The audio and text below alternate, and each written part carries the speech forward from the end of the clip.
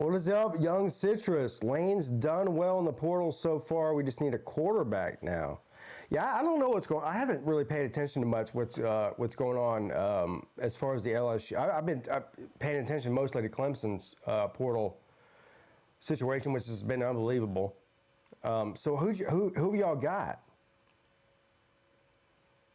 Muted. Y'all can't hear. You can't hear me? What's up, Mr. Brown? Howdy. The Forrest Gump hand wave. Howdy. Hey. Yeah, top of the evening, SEC dog.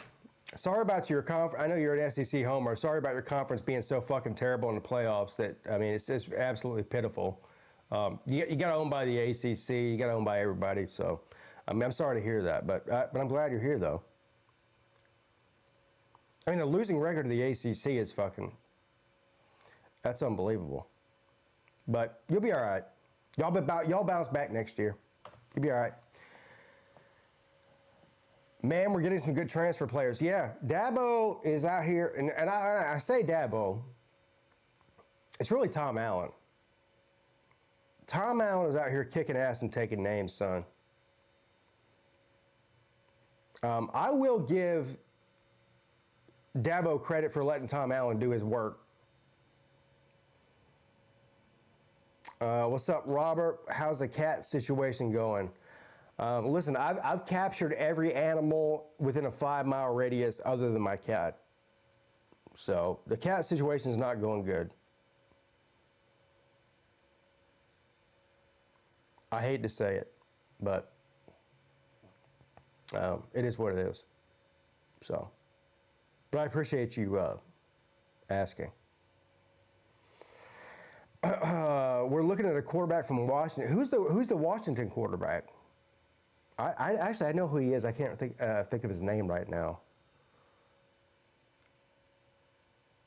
I have no doubt that Lane Kiffin will do well in the portal. I mean, Lane Kiffin built Ole Miss out of the portal. Rec Talk says, I love you. I love you too, sir. You know that. And I'm not afraid to say it either. At all. A lot of men out there are afraid to say they love people because they think people will think they're gay or something. I love you. Yeah. Slim Shady thinks I'm gay because I care about my cat. Imagine that. I just want to make the playoffs next year. That's all I ask. Go Tigers. Yeah, I don't know if LSU is going to make the playoffs next year, and that's not even me like hating on LSU. I think that's unreasonable, probably. I mean, it's not impossible. I don't think Clemson's making the playoffs next year either. Brandon, hey Pete, I guess Dabo has changed his mind on the portal. Has took 8 players from the portal so far, 4 defensive backs, 3 defensive. Yeah, no offensive players, which is interesting. I mean, they have literally rebuilt their defense in 3 days.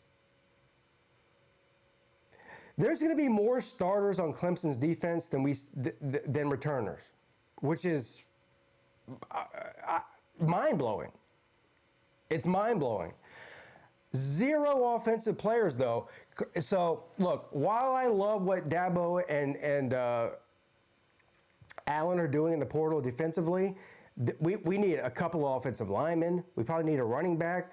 Probably need a quarterback, too. I wouldn't sleep on that, though. If they expand to 16, we will. No, not even with 16. I don't think LSU or Clemson is going to be top 20 team at the end of the year next year.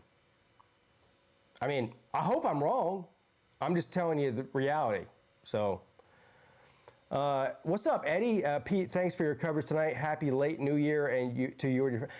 Thank you, sir. That's very kind of you. Happy New Year to you and your family, too. My Christmas and my New Year's has been an absolute disaster. There's really no other way. I mean, I don't know how to lie. That's been what it's been. But I don't want people to feel sorry for me. I mean, it is what it is. I got Miami, and so I bet. I think Miami will win the game. But I did bet the over 52. I bet that over a week ago when the line came out.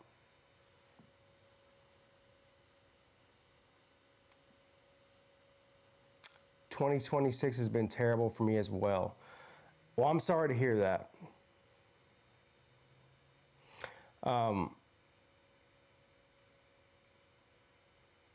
Yeah, it hadn't been good. Hadn't been good over here. Also, today I lost 60-something subscribers. I'm still counting. I don't know. I've lost 60 subscribers since lunchtime. So if things go well tonight, I might lose another 60 before the game's over. Because people are so fucking caught up and butthurt in their own politics and their own universe that they can't stand to hear somebody that has a different opinion than them. So, what's up, John? Clemson makes it to CLT next year. Only ACC team schedule. It could be tough of mine. Yeah, so Clemson plays Miami next year. Let me pull up their schedule.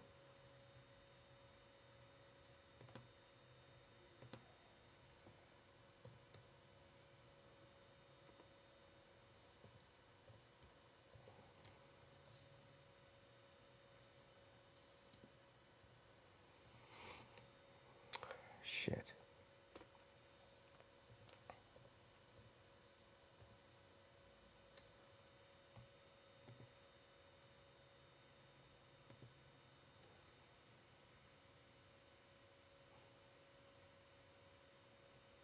Yeah, LSU's got a tough schedule next year. I know that.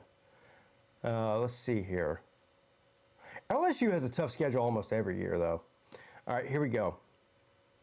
Here's who's Clemson's got. And this is like ridiculous to even try to predict at this point. I mean, it's January. At LSU, Georgia Southern, Charleston Southern, so that's 2 wins. Gamecock, this is not in chronological order, obviously, because they got Gamecocks there, but they're the last game of the year. Probably beat them because they do it almost every year throughout history. So there is that. At Cal, game on the West Coast, they got Georgia Tech at home. Don't really know how to feel about that yet. Yeah, don't really know how to feel about that yet. They got Georgia Tech at home. Miami in Clemson, which I think the last 3 or 4 times Miami's came to Clemson, they've lost. North Carolina, the Fighting Bill Belichick and his girlfriend. Virginia Tech at home. At Duke. At Florida State and at Syracuse. This is actually a very favorable schedule. Here's the look.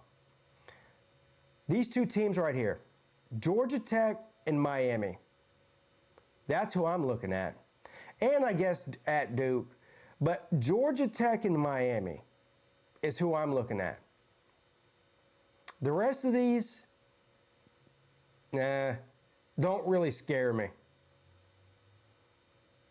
They don't. This is a very favorable schedule for Clemson. Obviously, at LSU, week 1 is the biggest one. But I mean, if you look at the playoff committee, they don't care about week 1, do they? I mean, Clemson could lose that game on the road at LSU and still make the playoffs because the playoff committee doesn't care about week 1. The week 1 is like a bye. A bye week. That's what it is. Yeah, Syracuse doesn't scare me. I wouldn't sleep on Cal. I'm not. I mean, look, man, it's January. I'm not sleeping on anybody, but just just looking at the schedule now, the only really two teams on there that scare me at all are Georgia Tech and who was the other one? Miami. Yeah, that's really it. Even if they only win one of those two, let's say they lose to LSU, that's a loss, right? They lose to either Georgia Tech or Miami, that's 2 losses. That's 10-2. They should still make the ACC title game, if even in that scenario. So, LSU is a loss. Yeah, are you sure about that?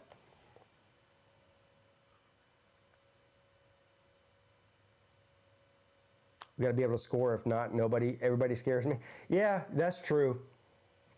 That is true. I mean, TJ Moore coming back is huge. It looks like Wesco's going to come back. I've seen he hasn't made any indication that he's leaving. Wide receiver, we're good. I think defensively we're going to be really good. And so it just really depends on the running back and the offensive line situation as far as how much they're going to score.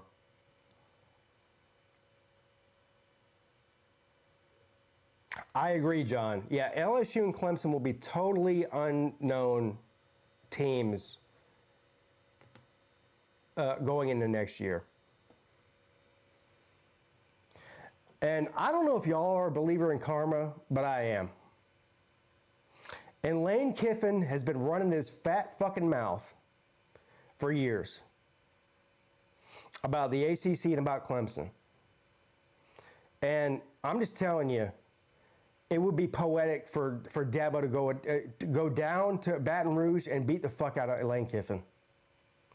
He's a complete asshole. Did y'all see today what Jimbo said about Lane Kiffin? Jimbo absolutely destroyed Lane Kiffin today on the ACC network. Absolutely destroyed him. He said what we were all thinking. Lane Kiffin doesn't give a fuck about anybody but himself. He does not care about his coaches or his players. He just doesn't. And you know what? Maybe that's why he's such a good coach, is because he doesn't care. But the fact of the matter is, he doesn't care about his coaches or his players. He just doesn't. That's a fact. And Jimbo, I'm proud of Jimbo. I'm not the hugest Jimbo Fisher fan in the world. But today, Jimbo put Lane Kiffin in the corner. He put Baby in the corner. Facts. What's up, Lawnmower Man? Have y'all ever seen that movie, Lawnmower Man? If you haven't, first of all, the movie Lawnmower Man is prophetic. It came out in like 1994 or 5 or so, in the early mid-90s. And it explained everything that's going on right now in 2026. I mean, to a T. Have y'all seen that? What a great movie that is. Prophetic. Should Ole Miss give the ring to Lane Kiffin? No, fuck. Lane Kiffin should not get a ring if they win a title. No. The answer is no.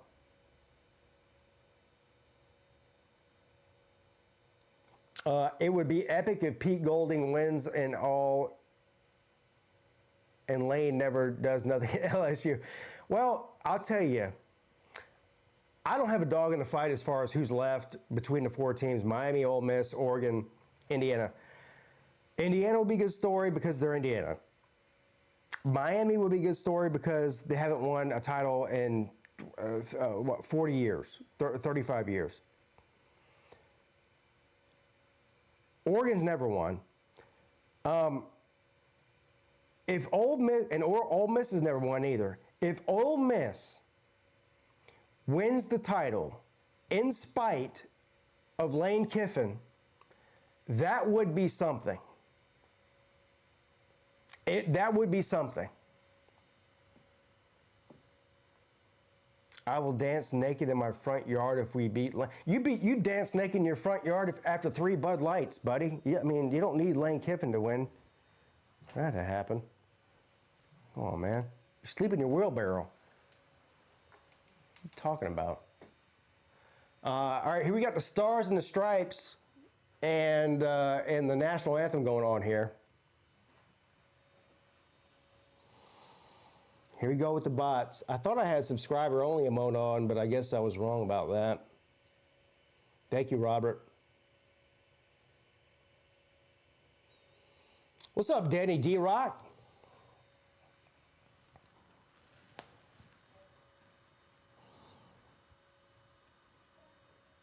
Yeah, the bots are out in full force. They're trying real hard.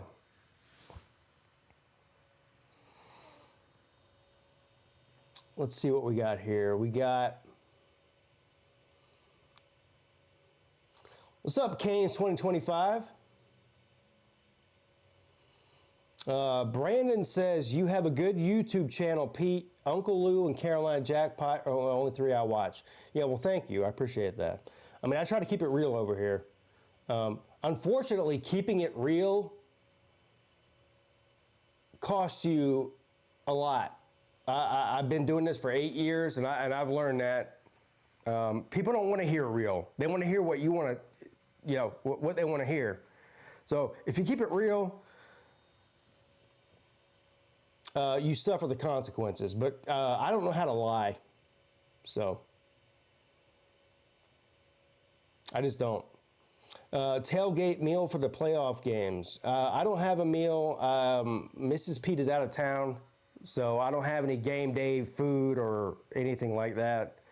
I just made a frozen pizza, so if that tells you anything, that's what I did. I ate a hard-boiled egg and a piece of frozen pizza. So.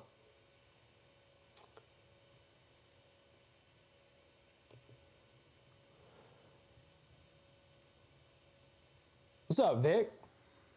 All right, we should be getting about kickoff here at 7:39. They said kickoff's at 7:40, but you guys know what that means. It probably means 7:45, 7:50. I expect this to be a high-scoring game. Look, Miami's lines of scrimmage are legit. Also, though, Ole Miss's quarterback situation is legit. Ole Miss offense is probably the best in left in the playoffs. They're better than Indiana. They're better than Oregon. They're better than Miami, offensively. I don't know that if Trinidad Chambliss can repeat the performance he put on against Georgia in the quarterfinals. I mean, that was one of the most impressive quarterback play situations that I've seen in the playoff era. Maybe the most impressive quarterback play that I've seen in the entire playoff era. Really. Can he repeat that? If he repeats that, they have a chance to win tonight. Over-under is 52.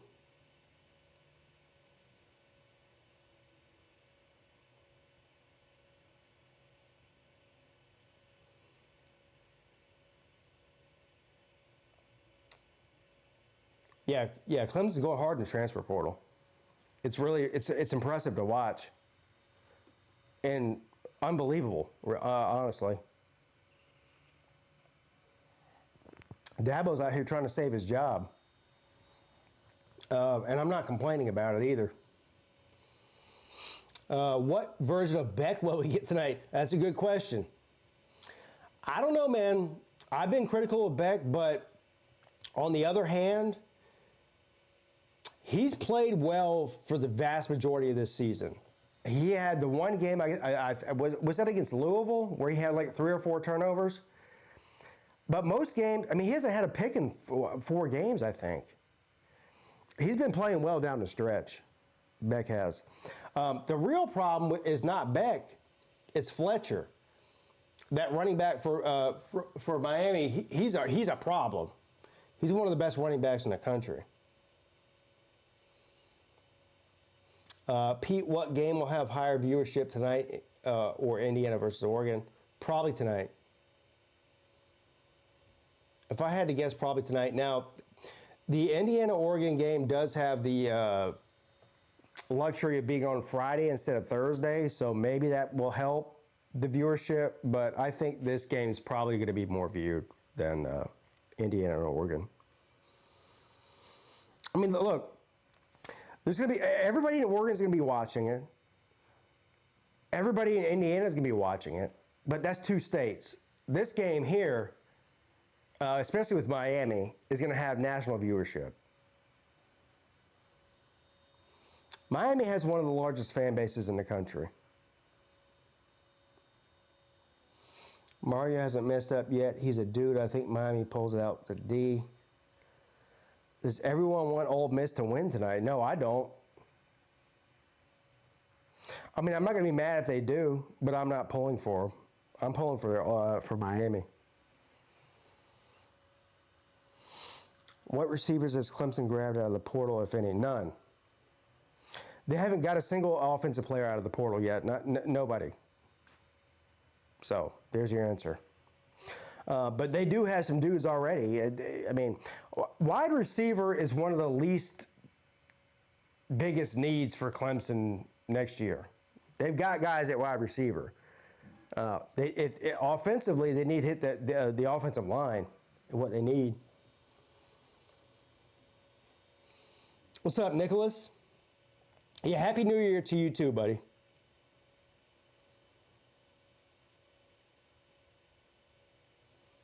Yeah, offensive line and running back. I agree.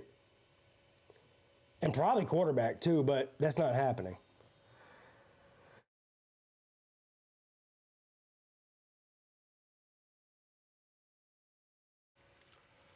All right, here we got the coin toss.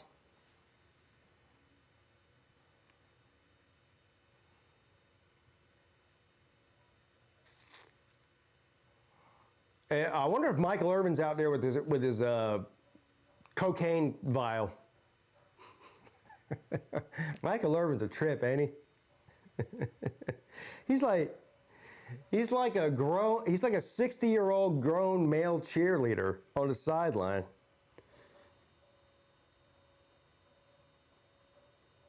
They drug test him. I don't. If they drug, he might be test positive for 18 different drugs. I said the other day on the show that if Miami ends up winning the national title, Michael Irvin might die of a heart attack on the sideline. Live on TV. He might just be like, oh, and just fucking drop dead.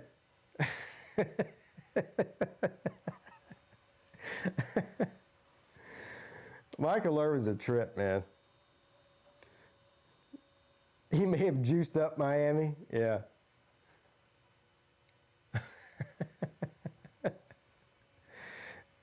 What's up, Pete Magaha? How you doing, buddy?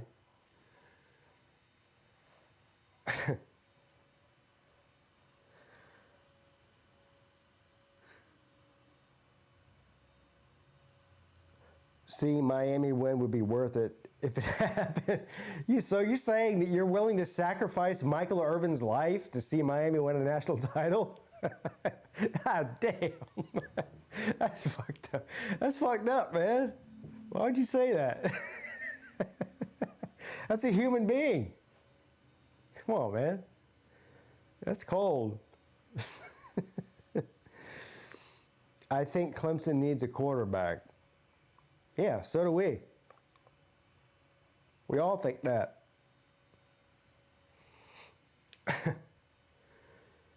What's up, Jeremy? How you doing, man?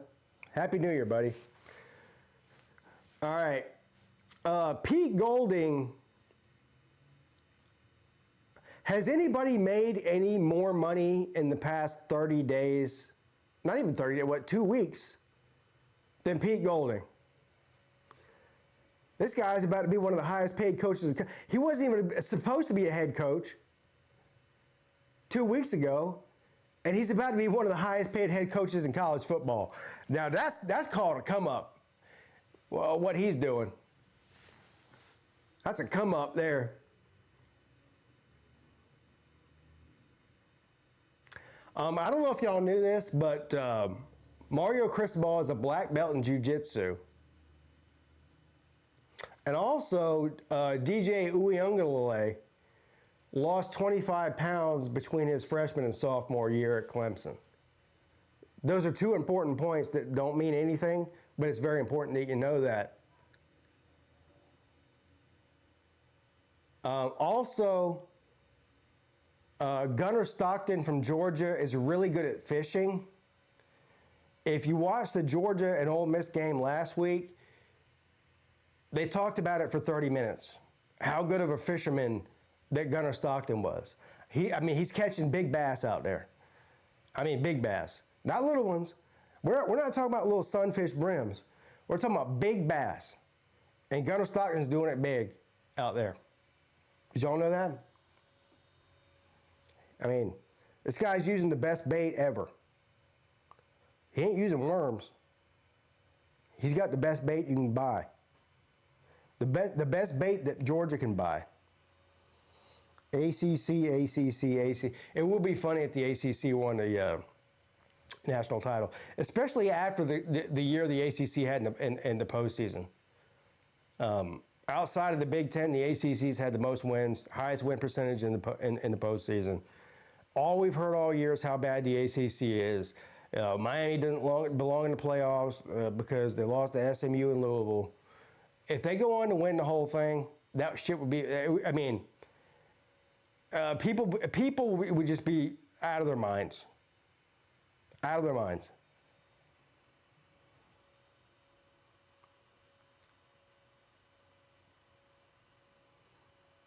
The SEC's complete garbage in the postseason.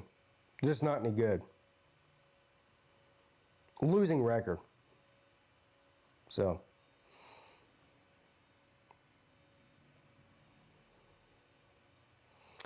What's up, Pastor Dave? How you doing, man? All right, here we go. Game's on.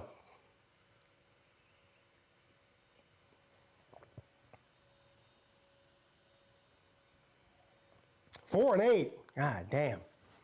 That sounds like that's a South Carolina record. Gamecocks 4 and 8 too.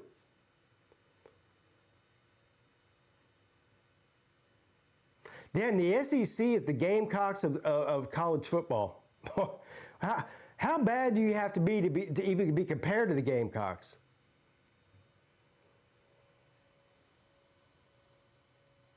Pete, I got the Budweiser out tonight. Hey, let's go. Come on, man. We already got somebody hurt here. Is that Lacy? Is Lacy hurt? If Lacy's hurt, that's bad. Oh no, it's a Miami player. It's hurt.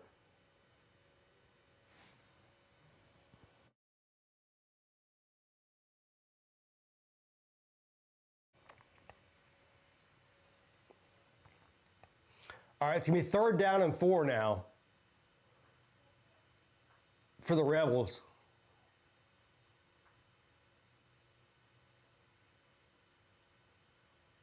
I can already tell this is going to be a long game.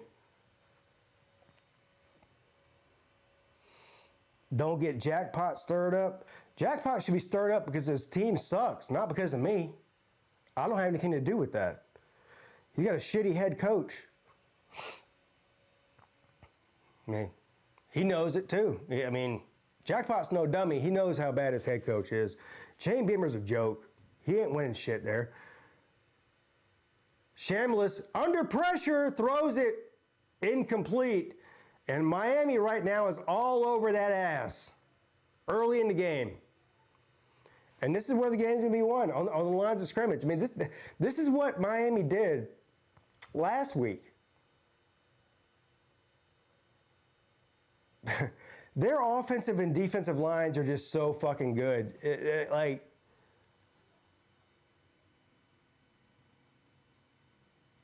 look at this.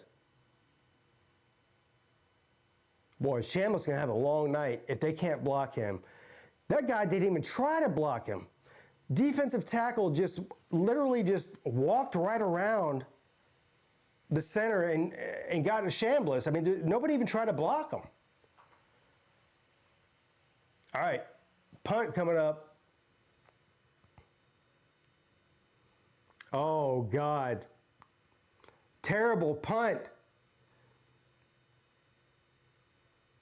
All right, Miami's going to take over at their own 37. We'll get our first look at Carson Beck in this offense here. I was told that the SEC had the best lines. We got somebody told you that was lying. It's just not true. There's literally 5 other teams that aren't SEC teams that have better lines than they do. So, Oregon's got better lines. Indiana's got better lines. Ohio State's got better lines. Miami's got better lines. So, Miami's got the best offensive line that I've seen in a long time as a whole. It was apparent week 1. I mean,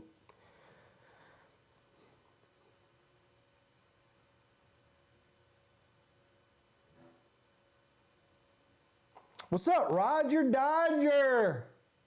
What's up, man? Happy New Year. You hit the like button. Got 70 people in here. How many likes we got? Not 70. I know that. That shit's free. Come on, man.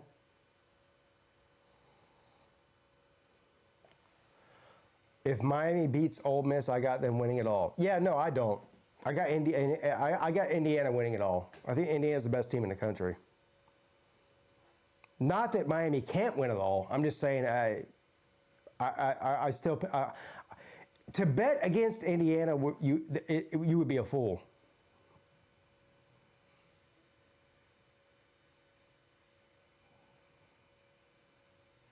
All right, here we go.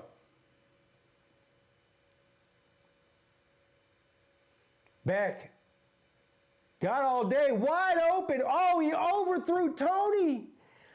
He was open. That might have been 6 points. That was a bad play by Beck. He had time, clean pocket, wide open receiver. That's a huge mistake by Beck right there. That's 6 points. That's 6 points. He just missed it. Wow. I know he wants that one back. 2nd down and 10. We're going to run it this time for about 3 yards. 3rd and 7 coming up. He wasn't really even under pressure there. He had a clean pocket. I mean, you can't get much cleaner than what he just had there. He just fucking overthrew him. That's all there is to it. I mean, I'm sure he's got adrenaline and, you know, big game. He put too much mustard on it. That's all it was. Wide open though. Here we go. 3rd and 8. Beck's gonna keep it. And he runs, and oh, he's gonna be just short of the 1st down by a yard. Hey, do y'all want to know how much of a degenerate I am? Not only did I bet over 52 in this game, I bet Carson Beck, a player prop bet, Carson Beck over 5 yards rushing. 5. Now, here's the caveat to that. In college, if you get sacked, that counts against your rushing yards. So you 5-yard loss, 10-yard loss on a sack, that counts against it. But 5 yards rushing, he just got that there. I've already hit my bet in the 1st quarter, as long as he doesn't lose any more yards. He got it?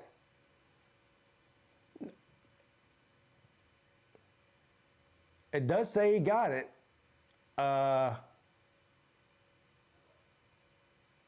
I didn't think he got it, but it says he got it. According to that yellow line, he did not get it. I guess the yellow line was wrong then.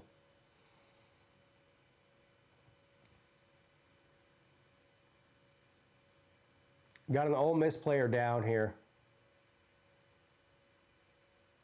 But yeah, they say he got it. Didn't look to me as if he did get it, though. So.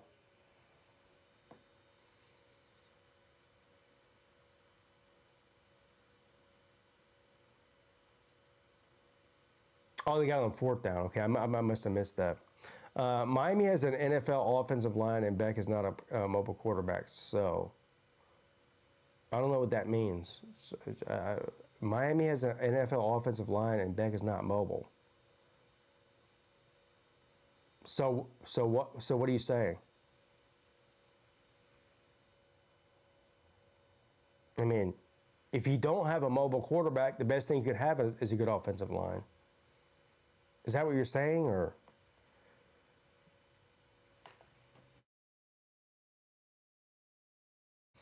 What's up, Wheezy? Says, what's up, Football Frank? Hey, bro, I'm just over here existing. What's up with you, though? You know? So far, Ole Miss does not look to have a pass rush. Well, that's because Miami's got the best offensive line in the country, and by a lot. Talking about your bet, most likely going to hit the bet after that run from bet. Oh yeah, the prop bet I made. Yeah, I couldn't believe it when I saw. I was scrolling through. I don't usually make prop bets, and I was scrolling through the prop bets, and I was like, Carson Beck over 5 yards rushing. I was like, that seems like a ridiculous number. So I was like, oh, I'm betting that. Poor SEC players getting hurt already. ACC. Yeah, ACC is just too good for the SEC. They can't handle. They can't handle the ACC toughness or speed. It's really sad, really. I mean, to see how far the SEC has fallen over the last couple of years. Really sad.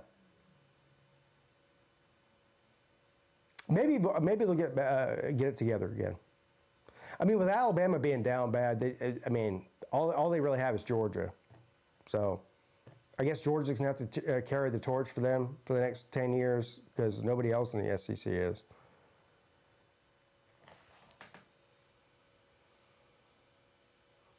SEC's down real bad.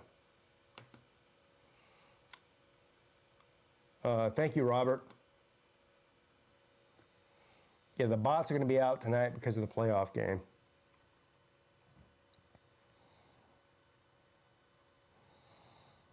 Bots are the bots haven't won a game. The bots have less national championships than South Carolina does. So less than 0. Sorry, bots. You're down. You're down real bad. All right, here we go. It's going to be 2nd down and 5. Beck throws it to Tony. It's complete. Why is this? I feel like I'm watching this on the wrong channel. I am. I don't know why I had it on ESPN News, but I did. This game's on 3 different channels, by the way, if you didn't know. It's on 3 different channels.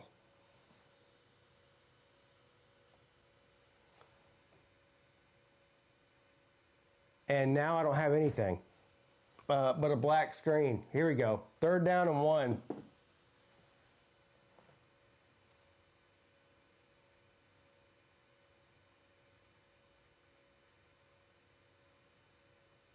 It is true that the best thing about Miami is their cheerleaders, though. 3rd down and 1. Cheerleaders are even better than their offensive line is. Beck, he's got all day, dumps it off, and the check down. It's going to be a 1st down, though.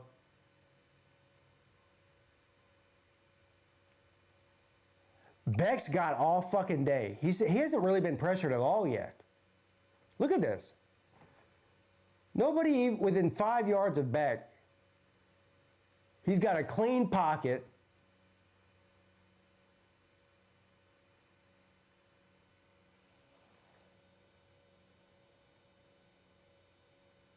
Oh, 5 channels? What'd I say, 3? Yeah, 2 more than I thought. First down and 10. Beck gives the ball to Fletcher, pushes forward for 4 yards. It's going to be second down and 6. Not a good sign for Ole Miss. Well, Ole Miss just isn't as good. I mean, they've got an elite quarterback. They've got some really good talent on the outside at wide receiver. They can't stand up to Miami on the line of scrimmage. They can't. Miami's lines of scrimmage are dominant. The best outside of Indiana, maybe. Indiana and Miami's got 2 best lines of scrimmage in all of college football. They have all year. Second down and 7. Give it to Fletcher again. He's going to be about a yard or 2 short. Third and short coming up here. And Fletcher gets up laughing. You see that? Fletcher got up laughing.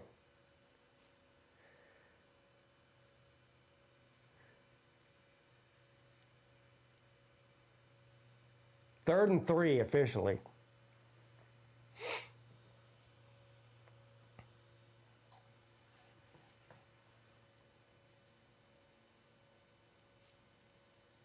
I like my Carson Beck bet, but I'm starting to. What was that? What was that? A direct snap to Tony? Why would you do that? I see. That looks like some Clemson shit to me there. Why not just give the ball to Fletcher?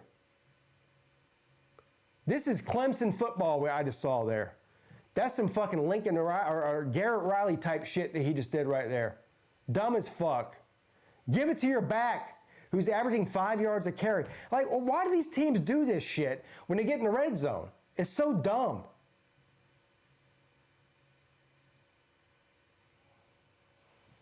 What a dumb play that was.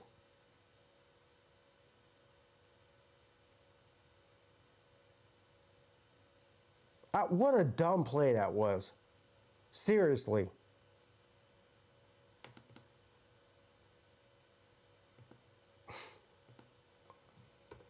Miami on the board at 3 points. 3-0.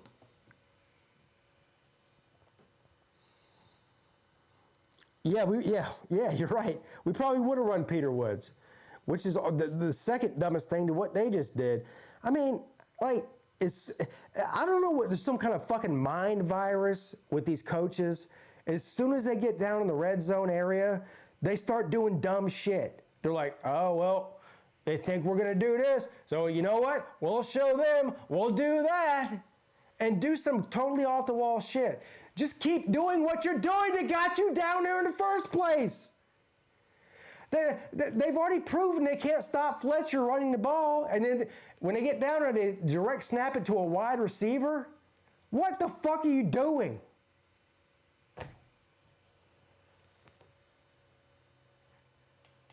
If I were a Miami fan, and I'm not a Miami fan. It drives me crazy. I can't imagine. If I was a Miami fan, I'd be fucking out of my mind right now with that.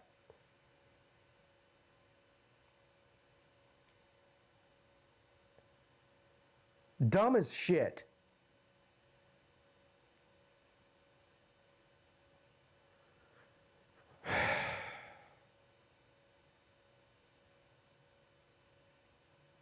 It's not just Miami either. Every team does this. I mean, people tend to only focus on their teams because they pay attention to their own teams the most. And for Clemson, it's been terrible. I mean, it got Garrett Riley fired. That's how terrible it's been. But they all do it. They will hand the ball off 15 times and do a 75-yard drive and then start doing stupid shit like that when they get down towards the end zone. It's unbelievable.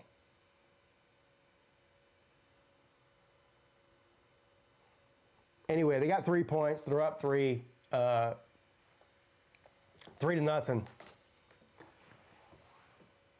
We'll see if Trinidad Chambliss can pull something out of his ass like he did against Georgia and be a hero.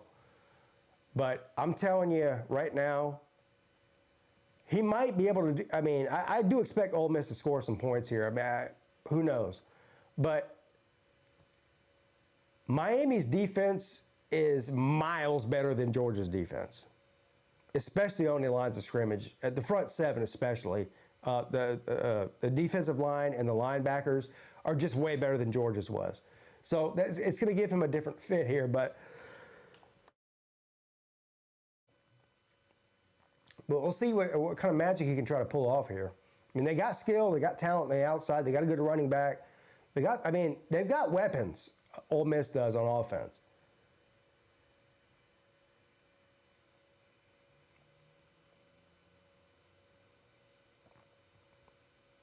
Yeah, I agree. I mean, Ole Miss is not, they're not scrubs. I do think, though, that their win against Georgia is a little bit of fool's gold. I don't think Georgia is as good defensively as any of the teams left in the playoffs. Miami, Indiana, or Oregon.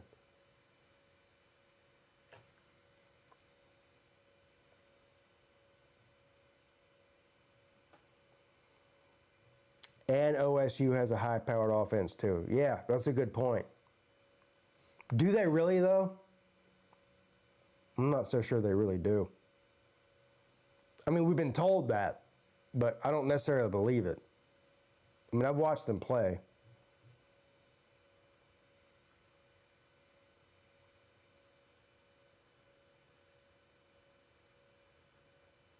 Miami's defense will make some plays. Ole Miss offense will make some plays. It's just who will make more plays.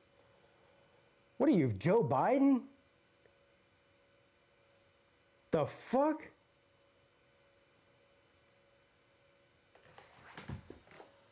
Miami's defense will make some plays, and Ole Miss offense will make some plays. It's just who will make more plays? Man. Casket! The fuck?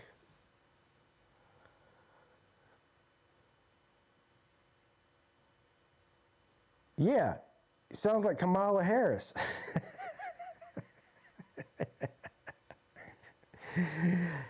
Kamala Harris, United States is a country.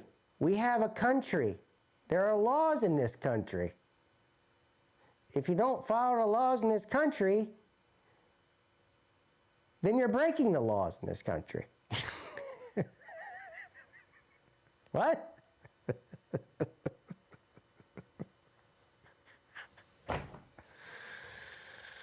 Is Pete's stream freezing for anyone else? Not for me. I'll tell you that. No, not for me. I'm sorry that's happening to you. But according to my internet, it's 100% strong and going. Yes, it's freezing. No, it's not freezing. No, it's not freezing. Look, I'll tell you this. I'm not even trying to be an asshole. If it's freezing, it's on your end, not mine. I get analytical feedback from YouTube while I'm doing these streams, and my stream is 100% on my end. So, yeah, restart it or whatever.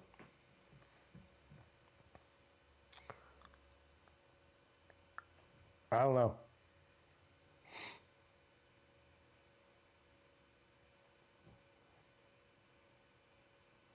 Maybe YouTube is mad at me, like everybody on Twitter is. It's been a shit year for me so far. I'm not gonna lie, and so YouTube fucking up wouldn't be a big shock either. So.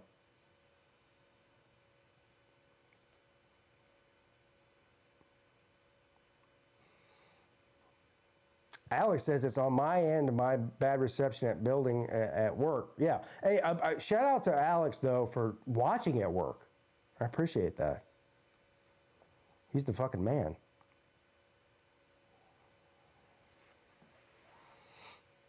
I will tell you, though, a second down and 7 here for Ole Miss. I'll tell you in a second what I was about to say. Second down and 7. Shamla's going to keep it, and he's only going to get a yard. I have had the same problem. I don't know if I don't know what the issue is, because it's not an issue with my internet or my phone signal or anything. For the past 3 or 4 months, anytime I click on a live stream, it doesn't matter who it is. Every live stream I click on, it takes me 3 or 4 times backing out of it before it plays normally. And that's a new thing. And it happens every time. Every time. I think it's a YouTube problem. Not a Wi-Fi problem or a signal problem or anything. I think it's a YouTube problem. Every time, I have to back out, start it again, back out, start it again, back out, start it again, and then it runs fine. It's not even just YouTube either.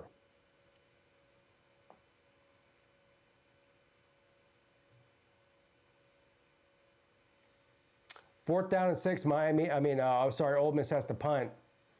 And he punts it out of bounds at the 20, at the 22 more specifically. Miami get the ball back here. And right now, Ole Miss looks like they got nothing. I've had trouble where the comment section goes blank. I've had that happen to me a couple times too. Yeah. I don't know what's going on.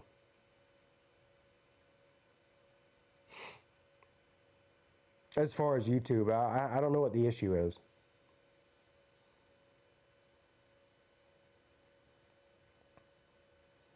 It may be latency on your internet. Well, I can see how my internet's running. I mean, I can literally pull it up and tell you that it's not my internet. If you're talking about the people watching, maybe. But I don't think that's true either. Look, I've been watching YouTube and the internet for, 15 years? And I've never had an issue until 4 months ago, watching anything. It's a YouTube problem.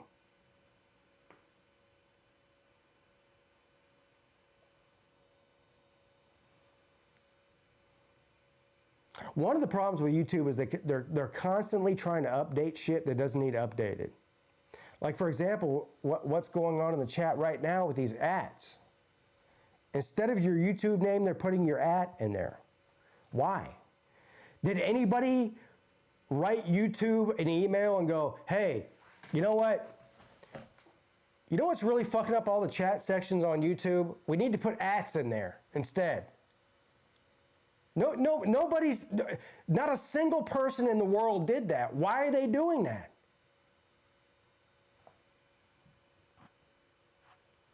I'll tell you why they're doing it, is because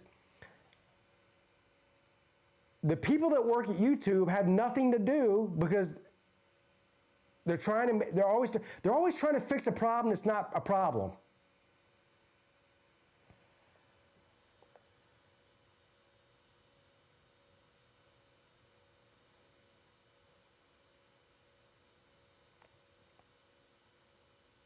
I don't give up, I persist. Well, that's a good life lesson to live by, Paul. There.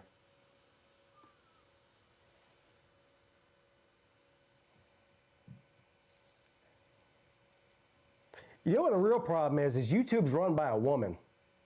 And just like women, YouTube is trying to fix problems that don't exist. That's a woman thing. Men don't do that.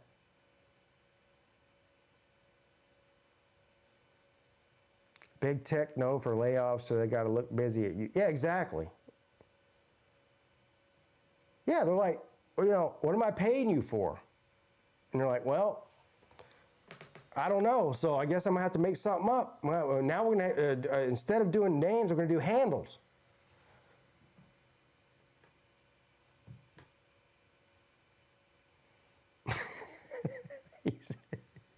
he said they shouldn't vote either. First down and 10. Oh, 9-yard pickup. Who was that? Brown? Yeah, 9-yard pickup by Brown on first down.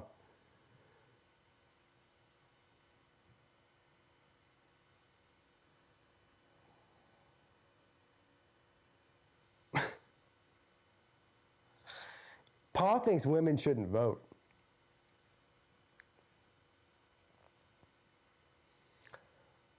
And when you ask him why, he sounds like a woman with his answer. Second down and 3, first down Miami. If I were Miami, I keep running the ball here. I'm running the ball. Miami's best friend is their offensive line and their running back. And run the ball, use the clock to your advantage, and wear the defense down. That's what they should be doing right now. I would not be airing this ball out. Unless you get a favorable matchup with Tony on the outside or something and you want to throw it in the end zone, I get that. Other than that, run the fucking ball and use the clock to your advantage. First and 10. Beck's got all day. Over the middle, caught by Tony for a first down.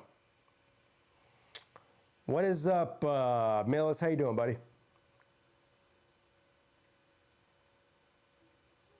If they don't sign up for the draft, they shouldn't vote. Every 18-year-old signs up for the draft when they register to vote. So I don't even know what you're saying by that. It's going to be a targeting against Ole Miss here, I think. At least that's what the flag's for. I got to see a replay on that. Nobody knows what targeting is, so I'm not going to pretend to fucking know if it is or not. Everyone thinks they know what targeting is, but nobody does. Nobody does. They go, oh, what's this and that? The crown of the helmet, oh, the leg with the head, blah, blah, blah. This shit don't matter. Have y'all watched these games? Some of the most clear, now that, they did call it, that probably will be targeting. I've seen ones more egregious than that where they didn't call it targeting or they overturned it and said it wasn't targeting. So nobody knows what the fuck targeting is. Nobody.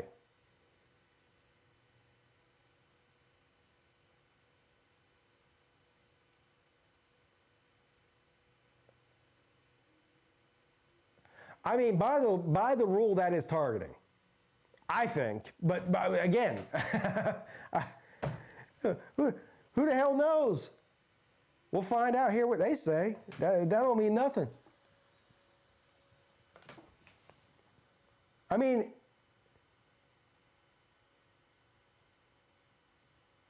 forcible contact to the head and neck area is supposed to be targeting, right? No targeting. I'm telling you, the targeting rule is so fucking stupid. Nobody knows what it is.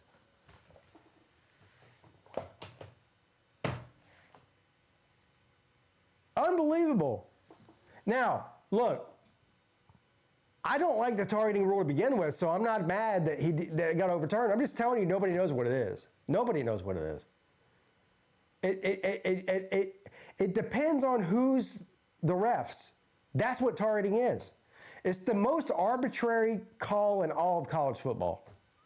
It's the worst rule in college football, too. It just doesn't make any sense. Anyway, first down and 10. Boy, he stutter-stepped and came back. Flag down. He's on his feet still inside the 30. First down. Canes, but there's a flag down. This might be a holding call here. This might come back. Looks like it's going to. Yeah, against Miami.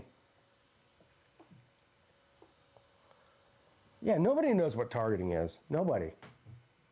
It's funny to listen to people try to pretend like they do. Oh, yeah, it definitely was. He led with the crown of the helmet, launched, did this, did that. What? Y'all don't know what the fuck you're talking about. You got to row in that boat now. Rowing that boat. Don't make me get my stick out. I got a stick on deck over there. You see that stick? See the stick? Y'all can't see the stick, can you? There it is. See the stick? Keep rowing that boat. I'll bring that stick out. First and 16. A little bubble screen pass. What are you doing, man? Second down. A gain of what, 1?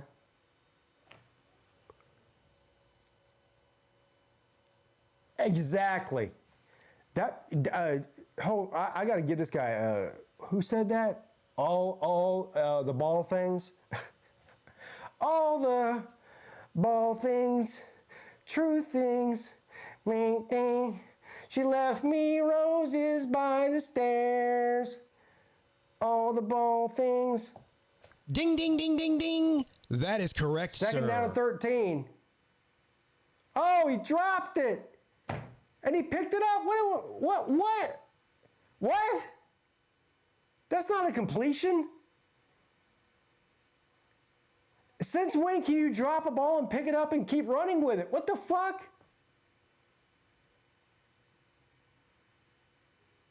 Bro, that's incomplete. This man picked up a ball that bounced 5 times and ran with it. The fuck?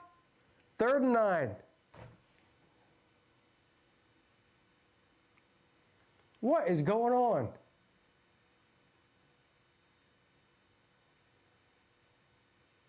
Flags. They called it lateral.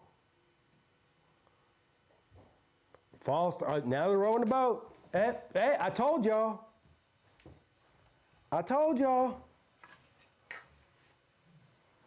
Rowing the boat. Rowing the boat.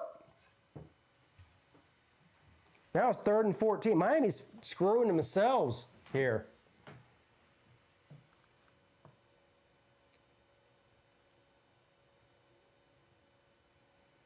What's up, Pro Potato? 3rd and 14. Now you got to throw it. Somebody kick him out. He's back for the first time.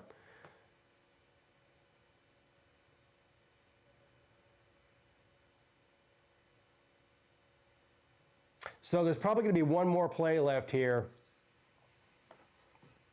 in the first quarter. 3-0.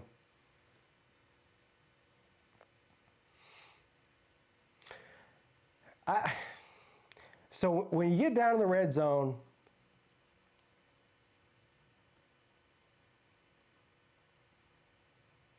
you do a dumb fucking direct snap to a wide receiver instead of handing the ball off on 3rd and short. And then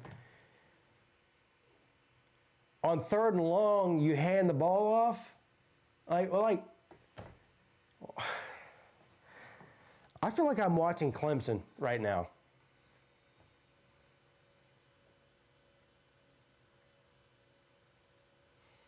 How long is 86,000 seconds?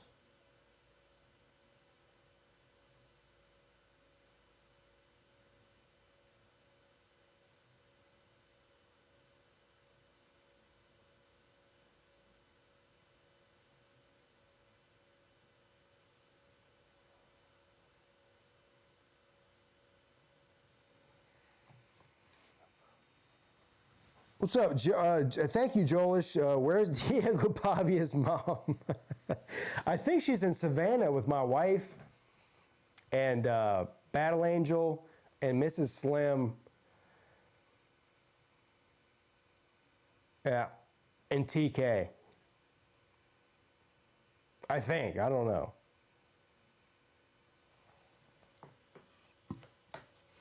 I only asked that because HBP timeout for 86,000 seconds. I'm pretty sure that's 1 day. I don't have a calculator and I'm not a mathematician, but I'm pretty sure that's a 1 day. I don't know though. Can somebody confirm or deny that? That was when you let Carson Beck throw it, same field position if it's an interception. Yeah, running it on 3rd and 14, that's some Garrett Riley shit there. Mrs. Pavia is welcome here. What do you mean welcome here? Welcome where? At your house? I'm pretty sure any woman that's willing to come to your house is welcome at your house, from what I can tell. So yeah, she's definitely welcome there. She's welcome here too. I'm a big Diego. What's her name? Gloria Pavia. She's welcome here too.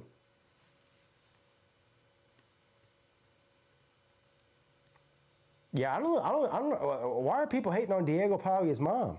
She's a MILF. What is she, 50 years old? She's hot. What's up, Hard Take? Not any woman? Yeah, any woman's welcome at Hufferbelly Paul's house. Any woman. Mrs. Peete says, when you go to Vegas, I'm going to FaceTime you for 5 hours just to know what you're doing.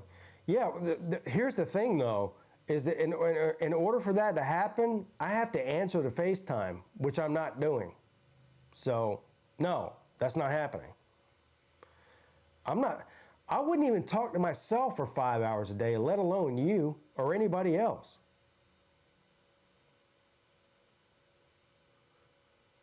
They're welcome, but whether they want to be at Pa's house is another question. It seems like they do want to be at Pa's house, though.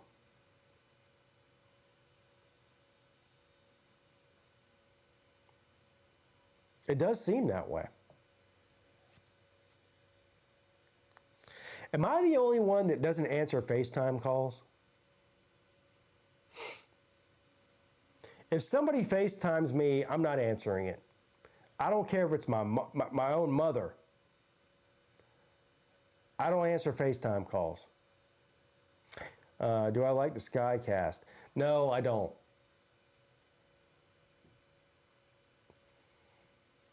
Nate's here.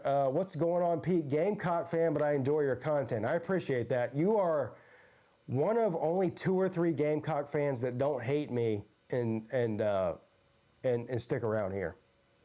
Most Gamecock fans, they hate me so much that they're so blinded by my football trash talk that they can't stick around here. Mostly because they're soft pussies, but clearly you're not. So I do appreciate that.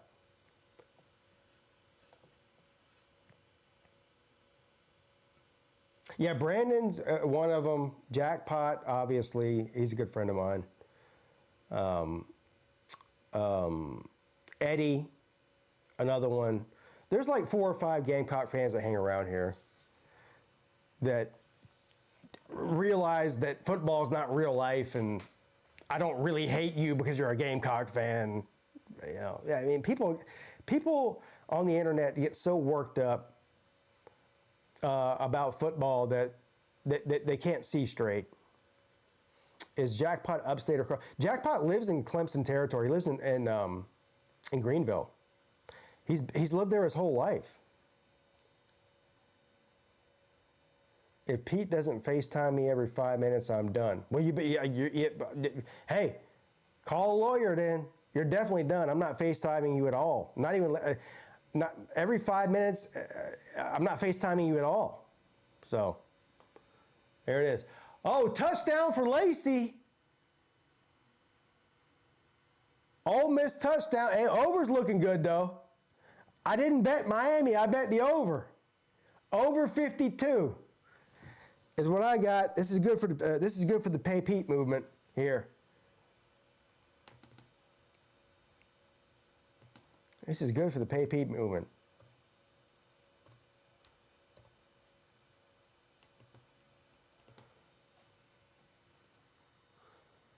That was quick, wasn't it?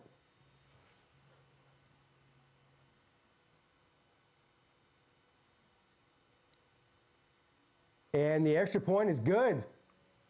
7-3. Ole Miss with a quick score there.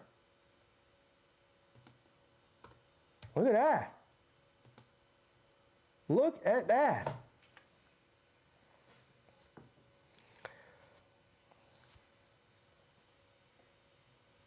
David says, I love watching you and Jackpot. I've been in New York since 1999. Love Clemson football, love college football, love the rivalry, love the South.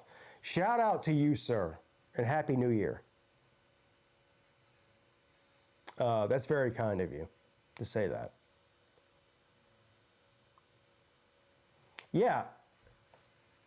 Look at look at that play there. This is where Ole Miss is dangerous.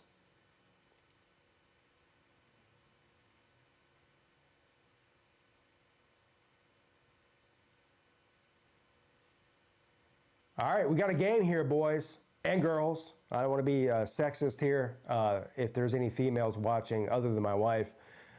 We got a game here, boys and girls. 7-3 early in the second, and Ole Miss is going to kick off here.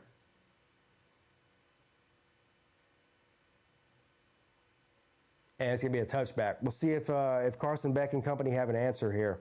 So far, the play calling for Miami has been absolutely atrocious on offense. I mean, they're running the ball with authority, but they don't seem to want to do that for some reason.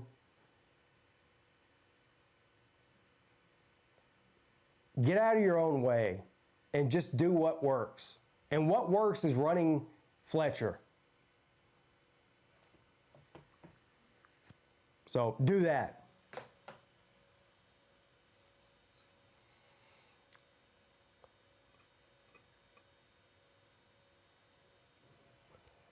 All right, here we go. First down and 10.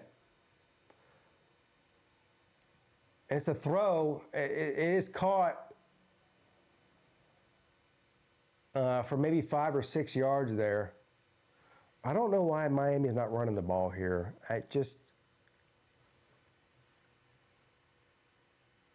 If you can run the ball even semi-successfully, it opens everything else up.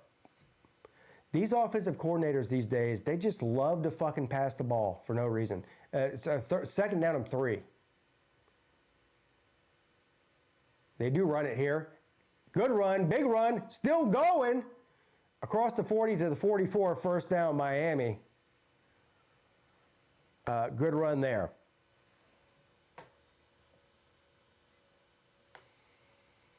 If I was Miami, just keep running the ball. Ole Miss having hard. Yeah, I agree with you. Now, I am somewhat biased when it comes to this running the ball situation. I think that most teams pass the ball too much. So it's not unique to Miami. First and 10.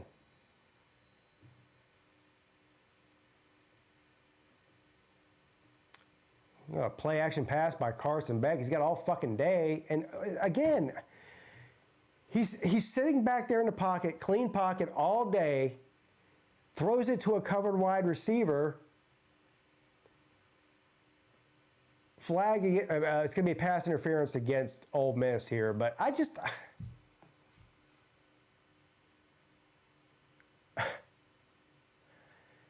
So he fakes the handoff. There's literally one defensive player on the defensive line that's got any leverage at all. If he actually would have handed the ball off there instead of keeping it, that probably would have been a 20-yard gain.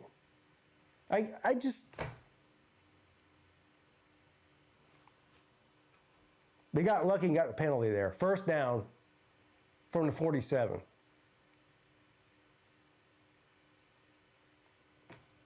What the fuck was that?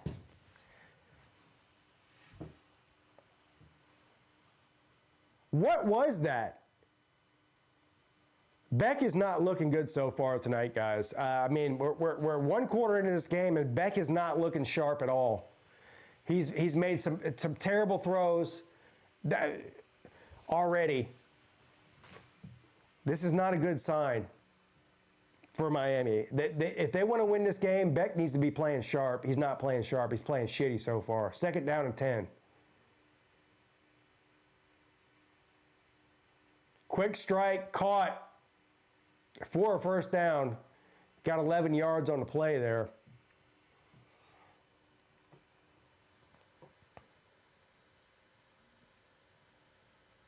Beck was great against Ohio State. He's due to suck ass. So you're saying the law of averages is that Beck's going to suck eventually? You might be right. You might be right about that. First down and 10.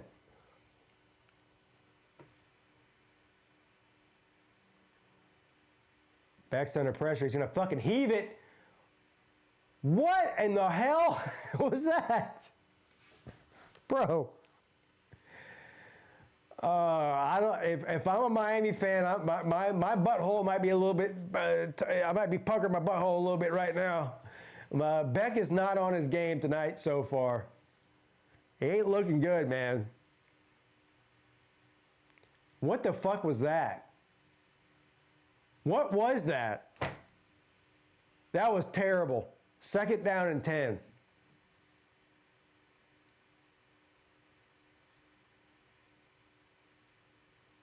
Beck's in a kid. Hey, every yard that Beck gets on the ground pays Peete.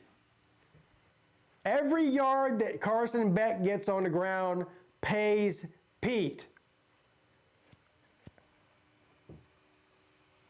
I've already winning my bet. All I need is 5 yards, over 5 yards for Beck rushing to win my bet.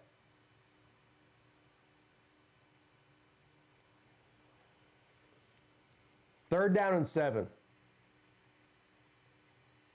Beck got all day again. Over the middle, caught. Oh, wow. Hit immediately. First down, though. First down, Canes.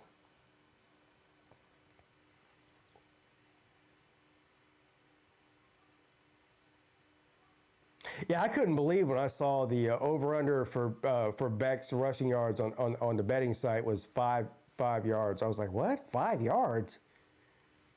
Like, I mean, there's like an 80% chance that he's going to get more than 5 yards rushing. First down and 10. From the 24. Oh, no, bad snap. Oh, flag. This is just, holy shit. This is a disaster. This is a disaster.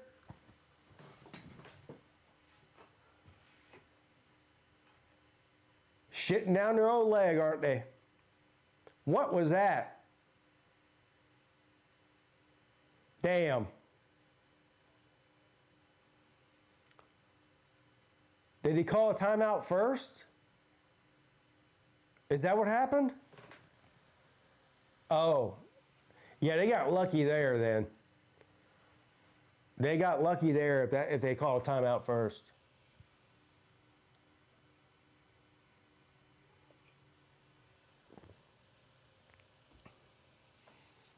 I mean, I do not like Miami's offensive game plan, not one single fucking bit right now. It's just, it reminds me, again, I keep saying this, it reminds me a lot of Clemson. You've got a dominant running back. You got one of the best running games in the country. You got the best offensive line in the country, and you're just letting Carson Beck sling it all over the field. Like, run the fucking ball.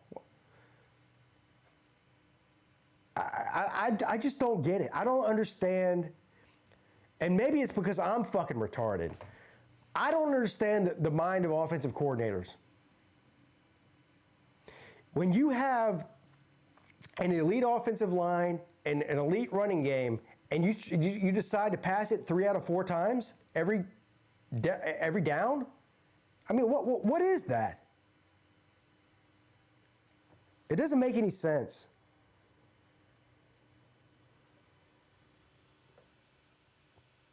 Peete going over to Alpharetta to watch Ari Maddie Saturday. Ari Maddie is hilarious. I would love to go see him live. He's one of my favorite comedians. He is an absolute trip. Ari Maddie is. The Estonian assassin. That's what they call him. He's fucking hilarious. Rather we just do fine at Miami. Yeah, yeah, you would. Jackpot delivers chips to Walmart. I drive for Walmart. I was down in Charleston last week over near Ashley Phosphate Road. I grew up about a mile from Ashley Phosphate Road on Dorchester Road. Hey, next time you're over here, buddy, give me a call. We'll go out and have lunch or something. If you drive down here a lot, I don't know if you drive down here a lot or not. I'm about 20 minutes from Ashley Phosphate Road where I live now. I don't know why Georgia fans think Beck is terrible. He's not. He's not terrible, but also on the other hand, first down and 10, inside the 25. They do run it this time. I would keep doing this. 4-yard gain. A 4-yard gain for the Canes.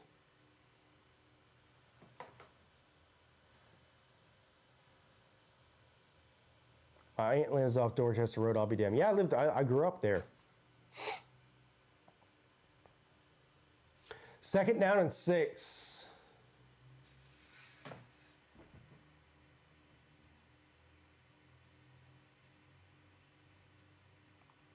Beck throws it to a covered receiver, a covered Tony again. That was, now look, that was a terrible pass decision. If the Ole Miss receiver had turned around, that's an easy interception. I mean, he threw that even knowing that he was covered. Third down and 6. Now what are you going to do? The playbook's wide open on 3rd and 6 from the 21. Pass it again. Short pass to Tony. Break some tackles. Oh, man, that's all Tony there. First down, Canes. That is all Tony. I thought he's about to lose a yard and ended up getting the first down.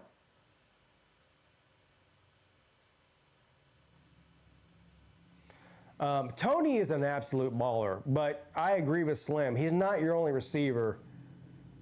I mean, he's one of the best receivers in the country and will be for the next couple of years too.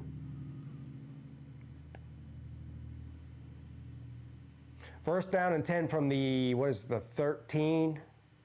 Yeah, from the 13. Here we go. Run the ball up the middle for 7 yards. Bang. I would keep running it here. Don't get cute. Don't do what you did last time you got down here and start doing dumb shit. Keep running the ball. They can't stop you. They better not do some dumb shit here, Slim. Slim, if Miami does dumb shit here, I'm holding you personally responsible for it. You hear me? I'm blaming you for it. For no reason at all other than I say so. Second down and 5. And they run it again. Bam. 4 yards. Third down and 1. Keep running it. Don't do some, let me tell you something. If they throw the ball here on 3rd and 1, I'm going to lose my fucking mind. 3rd and 2 officially. If they throw the ball here on 3rd and 2, I'm going to lose my fucking mind.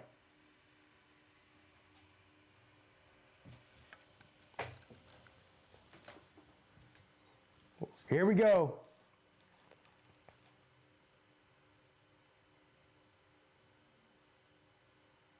Third down and 2 from the 4 or 5.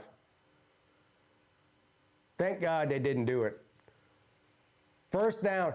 So they ran the ball like they should have. I'll give them a golf clap for that. First and goal. Keep running the ball. I swear to God, if they throw the ball here, I'm going to lose my mind.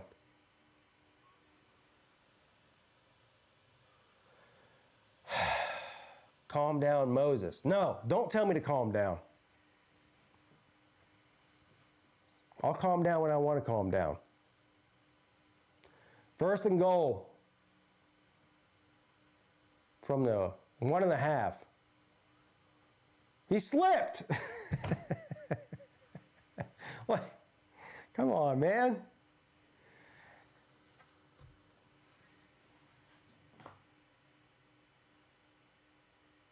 I like the play call. He just slipped. I mean, it is what it is. Come on, Mario. Don't get stupid now just because he slipped. I'd run the ball 4 times. You know what? Here's the other thing. Fuck a field goal too. I'd run the ball 4 times. If you can't get 1.5 yards and 4 downs, then you don't deserve to score anyway. Bang! Touchdown. Let's fucking go. They listened to Pete. Mario must have heard me. Touchdown, Miami. He must have heard what I said. There it is. That was a hell of a run, too.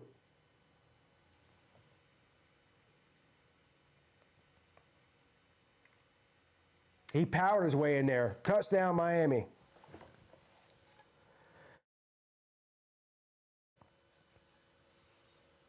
That was a hell of a drive there. That was the best drive they've had tonight so far. It's not even really close, but. And what do they do? Why was that drive so successful?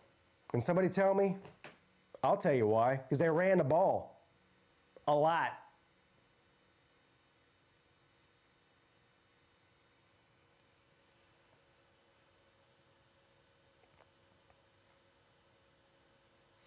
How would it be my fault? I'm with you. Stop being stupid.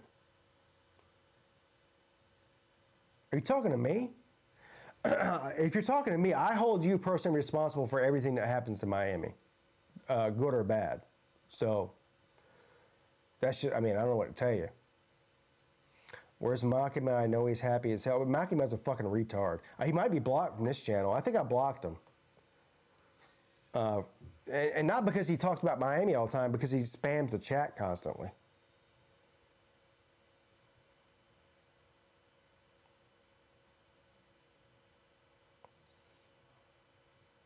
I don't care who you are. If you just spam my chat constantly and take over the chat, I'm blocking you. I don't care who you're a fan of.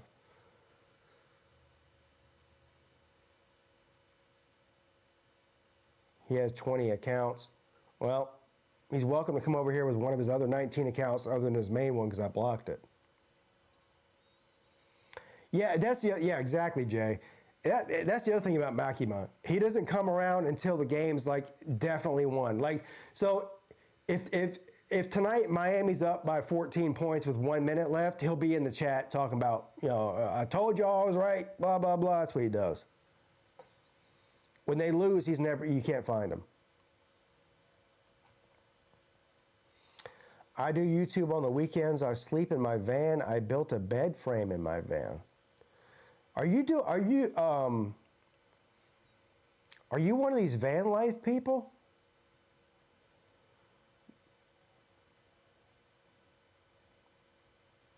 I'm not hating on you. I'm just asking. Because if you are you doing van videos? Because if you are, I'd like to watch them. I'm fascinated by people that live in their van. Yeah, are you in a van down by the river?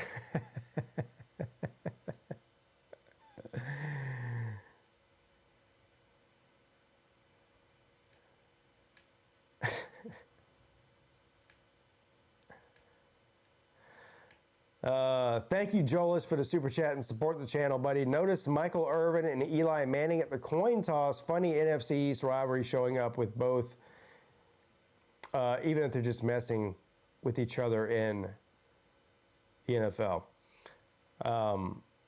Yeah, I didn't see that. But,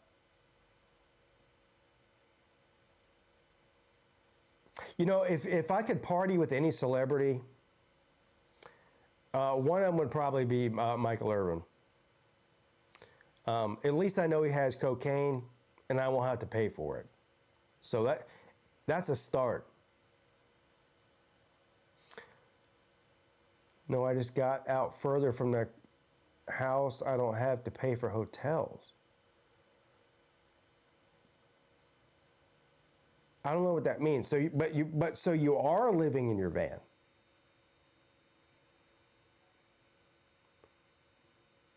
Are you living in your van or not? I'm actually jealous of people that live in their van.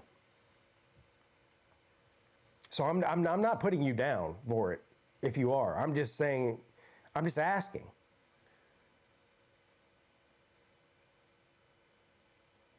I could be perfectly, I'm not telling you, I'm not kidding.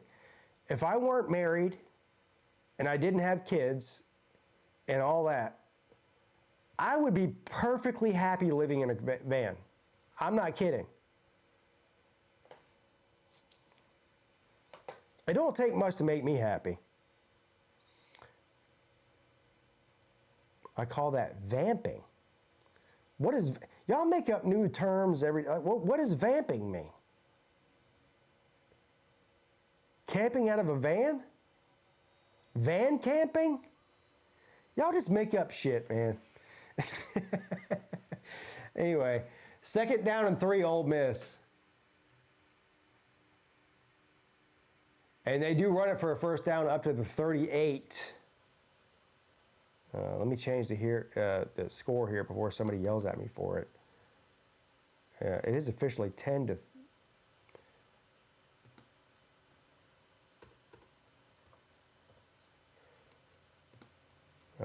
7. First down and 10, Ole Miss, Chambliss in shotgun. He's got time, he throws it, and he throws it out of bounds. A flag down here. This might be a personal foul against Miami. I think it's going to be a roughing the passer call here. And it is. Roughing the passer against Scott. So that's going to be a free first down and free 15 yards for Ole Miss here. 5 minutes left in the second quarter. Yeah, he did get drilled. Yeah, they're going to call that every time. That was a dumb move there. Come on, bro. Do better. Be better. Self-inflicted wound there by the Canes. First down and 10 now, and not far from field goal territory. Chambliss throws it, caught inside the 30. They are in field goal territory now. 6 minutes left. First down. That's just soft football. Let them play. You can every time there's a roughing the passer call, you can say they're soft, but these players know they're going to be called that, so you're fucking retarded for doing it. So, I mean, don't be mad at the refs for calling that. It's the rule. Be mad at the player for being stupid enough to do it, even though they know it's going to get called. The only reason I wouldn't live in a van, it would be hot as fuck. What about if you have air conditioning? 2nd down and 7. Good defense there by Miami. No gain. There it is. 3rd down coming up. I mean, living anywhere without air conditioning in the summer would be hot. Whether it's a van or a house or a trailer or a camper or whatever. I mean, but most vans do have AC, I think. 3rd down and 7. Chambliss rolls out to his right.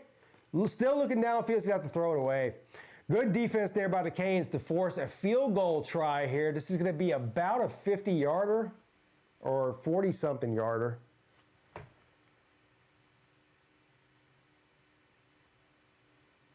Maybe 45 yards.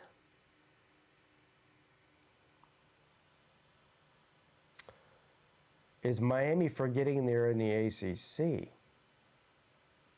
Yeah, I don't know what that means.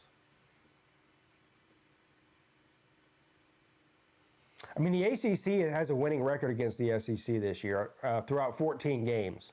Have you forgot what the SEC is? They're just not good.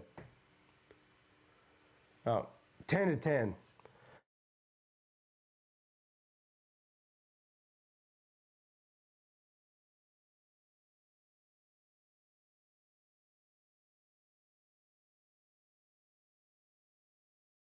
Yeah, I mean, it turns out the SEC is just not as good as everybody thinks they are. Just because you have the SEC patch on your jersey doesn't mean you're good.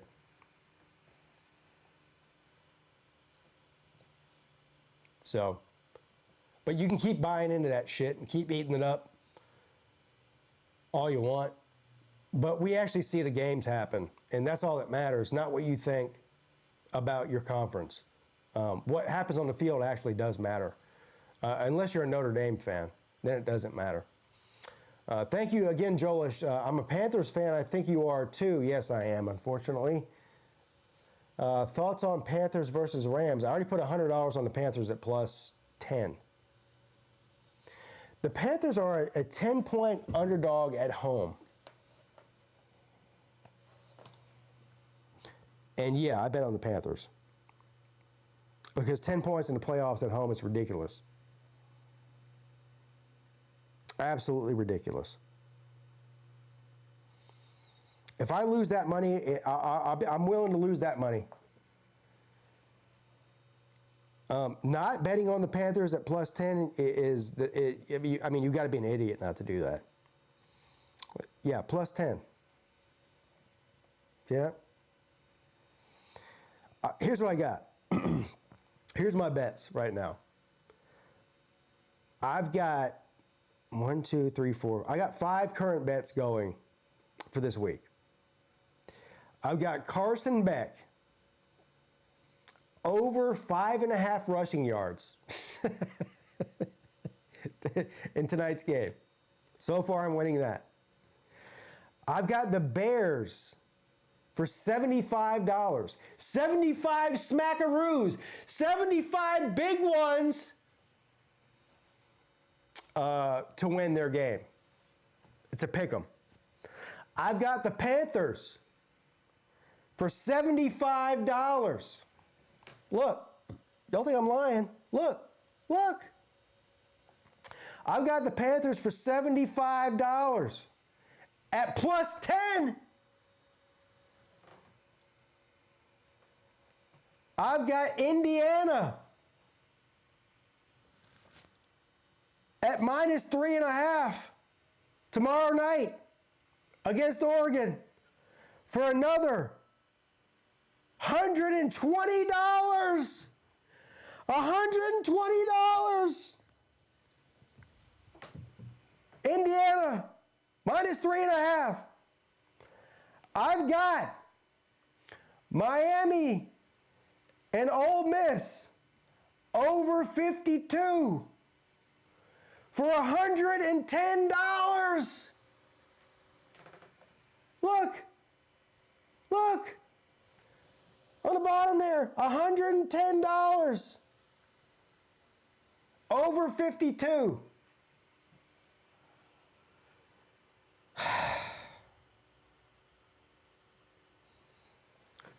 I need help. I need some serious fucking help, guys. I am out of my mind. That's a total. This is what I've got.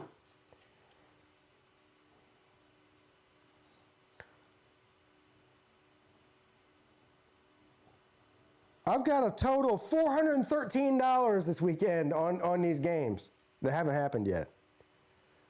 Good news is, though, I'm up $35 because I bet on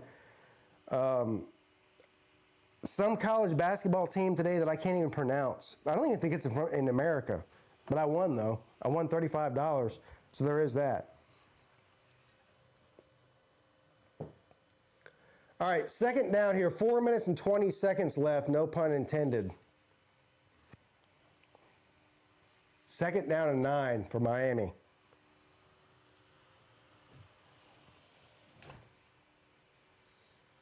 I love the ACC is begging for Miami. Am I going to the Slav Olympics? Sir, you see that right there? Listen to me. You see this? You know what this is? This is a Slav Olympics trophy that I won. Well, Team Peete won. I am the owner of the Slav Olympics trophy in 2025. Of course I'm going to the Slav Olympics. Come on, man. I'm the defending champion. Kidding me? They're going to have to come take that shit from me. I'll probably win it again, back to back. Fuck them.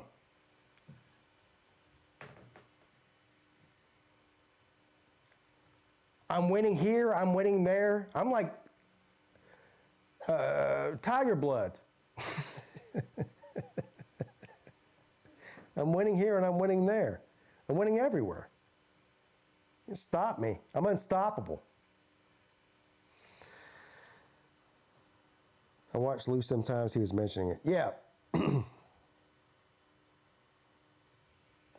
First down and 10 from the 44 from Miami. And Beck throws a short screen to the tight end, and it's going to get about 3 yards out of that. Inside of 3 minutes here.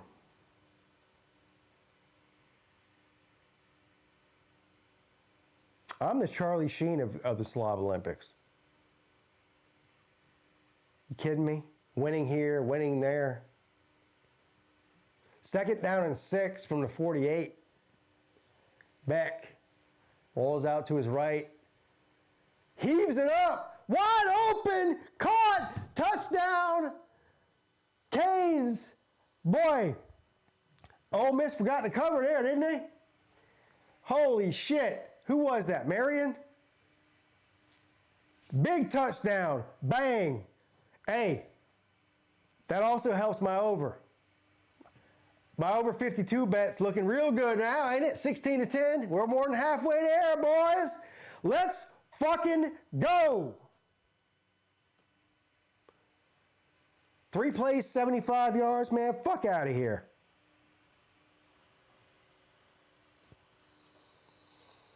Yeah, pay Pete. I'm the Kramer of the slobs. Nobody within 10 years. Yeah, that was busted coverage there. Look at this. Boy, you fucked up bad there. And a hell of a play by Beck there, too, to recognize that from the jump. You can see before the ball was even snapped that Beck saw that about to happen. That is the thing about Beck. And look, there's a lot of criticism to go around about Beck, and I get it with the turnovers and whatnot. He is smart. He's not dumb. And that's what comes with a veteran quarterback like Beck. Beck saw that play happen before the ball was even snapped. You could see it. You could see it. He was going to him the whole time. He saw it before the ball was even snapped. That's the thing about Beck that's dangerous, is he's not dumb. He's a bit of a gunslinger, and when you're a gunslinger like Brett Favre type player, like what Beck is, that can get you in some trouble. But he saw that before the play even happened. Beck looks like a white Somalian.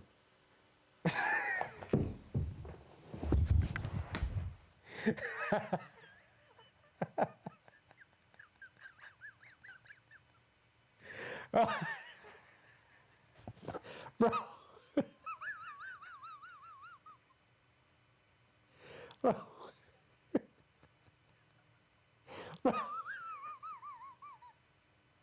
Bro.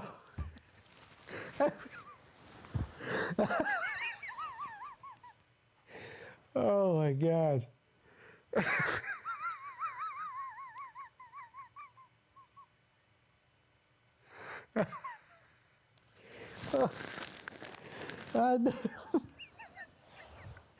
Boy. Boy.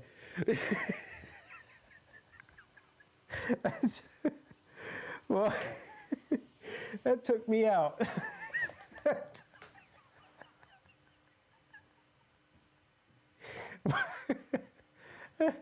That's the funniest thing I heard all night. God damn.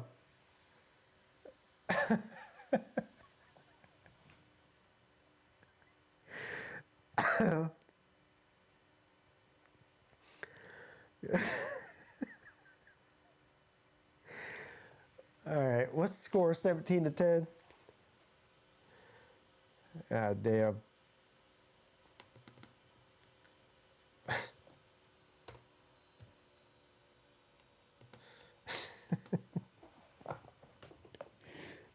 Oh my God.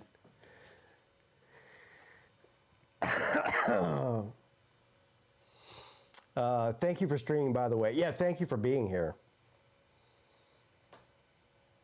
And seriously, if it weren't for you guys being here, I would just be sitting here talking to myself. So, I mean, and that would be weird.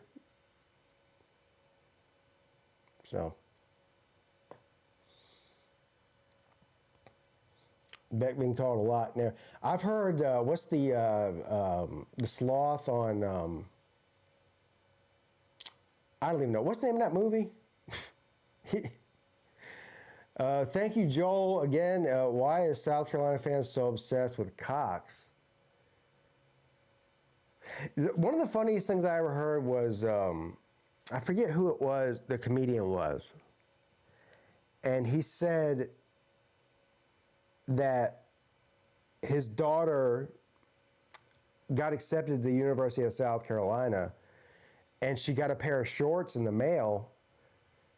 And on the back of her, it was like Daisy Duke type shorts, and it says Cox on the back. He's like, I'll be goddamned if my 18-year-old daughter is walking around with a pair of shorts that says Cox on the back.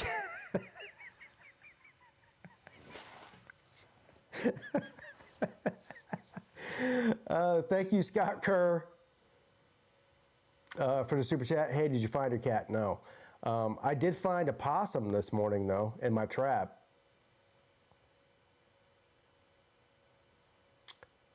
Possums aren't very smart, I tell you that. This possum I found in my trap, I opened up the trap to let it out, and it wouldn't leave the trap.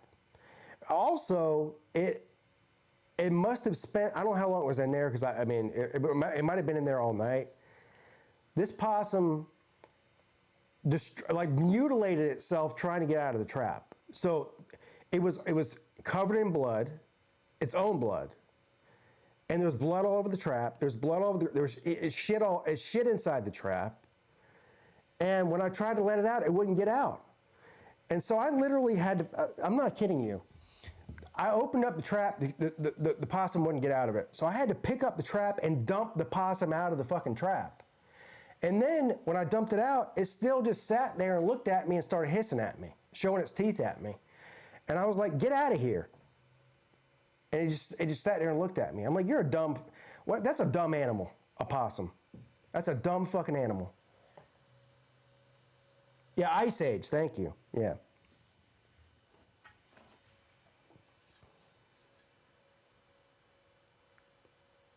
So I had to go out. I had to bring the trap back home and wash it out because it shit and bled all over it.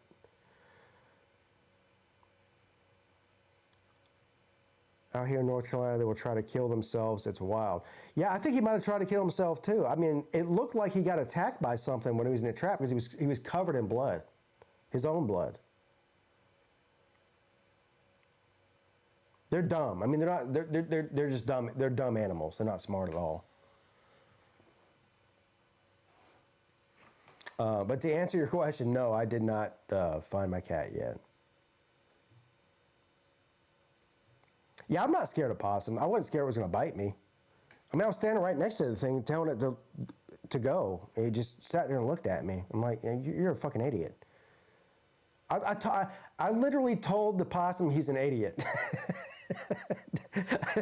I stood over it and go, you're an idiot. How down bad am I? I'm talking shit to possums.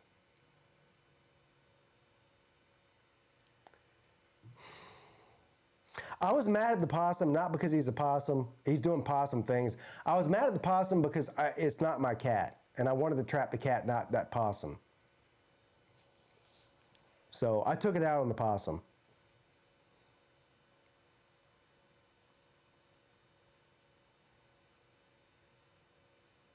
Yeah, great semifinal so far. Which team is softer, Alabama or Venezuela military? Venezuela military is definitely softer than Alabama. It's pretty close though. They're both bad. Raccoon wouldn't bite you either. I'm not scared of animals. I mean, now listen to this. I came face to face with a bobcat the other night looking for my cat in the woods. And that's probably the most scared I've ever been in an interaction with an animal. And not because I'm scared of bobcats. It was unexpected. Like, it was dusk, so it was low light. It wasn't completely dark, but it was low light out. I'm walking through this trail in the woods, and I look over, and literally 6 or 7 feet from me, I mean, right in front of me, is a 35 or 40 pound cat. And it's looking at me, and it fucking shows his teeth at me and hisses at me. And I'm like, I almost pissed my pants. I'm not gonna lie. Like, if that cat wanted to kill me, it could have.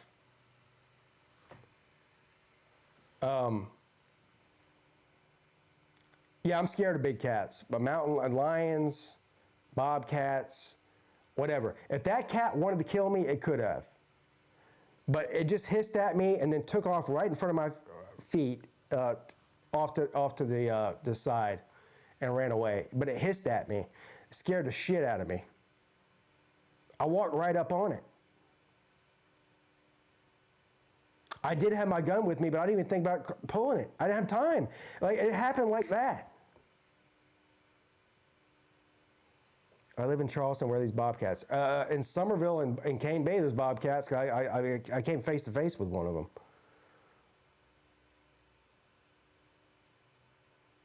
I have no idea how many there are. I've never seen a I've lived in Charleston my whole life. I've never seen a bobcat, ever, until 2 days ago.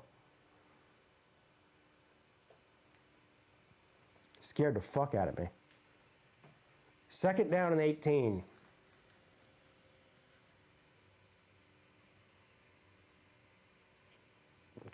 Possum Peete call the wild. Listen, I've trapped 5 cats in the past 2 weeks. I've got 3 traps. I've got a triangular effect going on around my house. I've got a trap right behind my house. I've got a trap over to the east, and I've got a trap over to the west, all within about 100 yards of my house, where we see these cats. I've trapped five cats and a possum. None of the cats were mine, though. City living makes you soft, Pete. I don't live in the city. How much money would it take you to have a bobcat as a pet? I don't have, no, I'm not, no amount of money. I have a rule that I stand by. I will never own a pet that can kill me.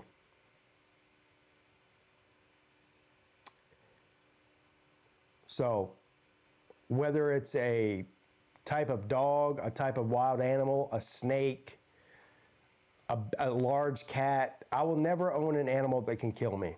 If I can't kill that animal with my bare hands, I won't own it. That's pretty much that simple. I won't own a pit bull, no. No. No. 4th down for Ole Miss, a minute left here, down 7. I don't have any problem with pit bulls. I'm not going to own one. Poisonous spiders. I don't want to. First of all, owning insects, or I guess technically arachnids, they're not insects. I have no interest in doing that. I don't have any interest in owning snakes or spiders, or I guess maybe I would own a lizard, like a bearded dragon or something. But that's about the extent of it. I mean, a dog or a cat is fine with me. I don't need these crazy animals in my house. I don't.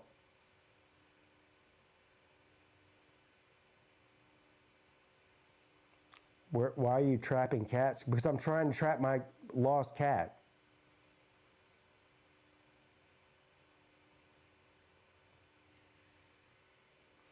I mean, I'm not trapping cats for fun. I mean, what the? It's not a hobby of mine. Rex, thank you, Rex. Pete, what's the largest animal you can kill with your bare hands and therefore own? A small dog, pretty much any domestic house cat. I mean, I could kill a spider, I guess, but I don't have any interest in owning a spider. A snake, I guess I could just fucking eat. I mean, you could easily kill a snake with a knife, chop its fucking head off. I guess dog and a cat. A small dog.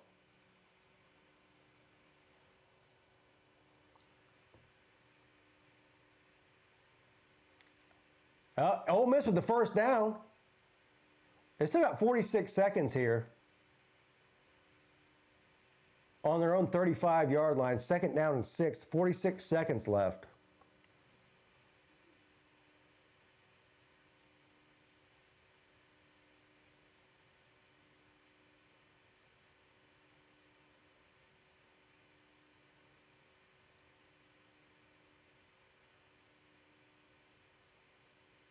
Chambliss caught across the 40 for a first down at the 42. Ole Miss is out of timeouts, though, so the clock continues to run. 41 seconds here. Chupacabra would make a nice pet. Yeah, I'm not. No. There's no such thing as a chupacabra. That's a dog with mange. And I wouldn't own a dog with mange either. Or if I did, I would take it to the vet and get it some kind of shot or something. If Ole Miss is going to win this game, they're going to have to not lose. Yeah, that's the Dabo Swinney. You sound like Dabo. Yeah, the best thing Ole Miss can do to win this game is not lose. Second down and 3, caught across the 40. Another first down, 26 seconds. They're in field goal range here, but they have enough time for at least 3 or 4 more plays. They can't stop the clock, though. My uncle had a pet skunk and a sugar glider. Why? I've made videos on this. Look, I've stopped making videos like that on my channel because it doesn't help my channel grow or anything. But I've made videos about wild animals and people owning exotic pets in the past, several of them. For some reason, me saying that owning exotic pets is dumb pisses people off. I don't know why. It just does. Matter of fact, a lot of things I say piss people off that don't have to do with football. Today's a perfect example of that. I've lost probably almost 100 subscribers in the past 12 hours because of something unfootball related.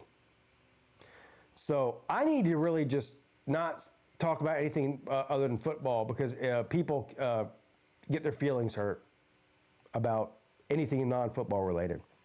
I have a hard enough time getting the subscribers about football, let alone outside of football. Dabble porting is a religious conversation. Yeah, that's the thing.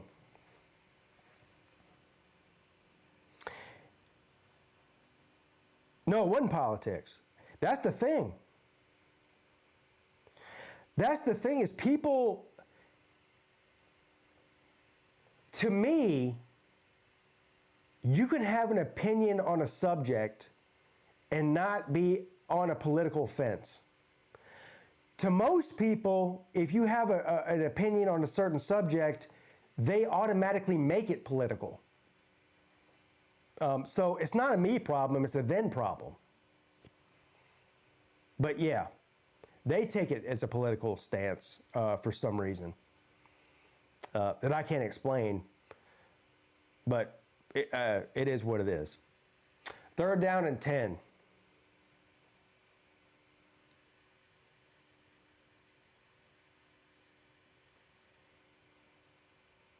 Almost a pick six. Yeah, almost counts in horseshoes and hand grenades.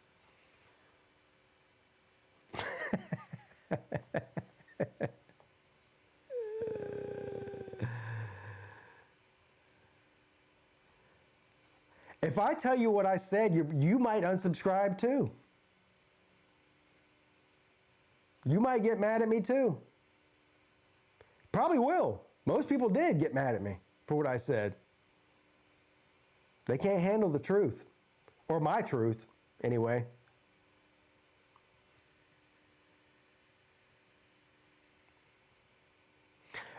I'll tell you, are you on X or Twitter? Go look at my Twitter feed. You'll find out what I said and what people are saying about me. Pete said money's not even real. Well, money is not real. I did not say that, but that is true. Money is not real.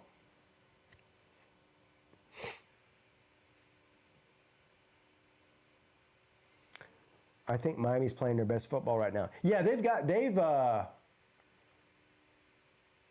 better as the year's gone on, for sure.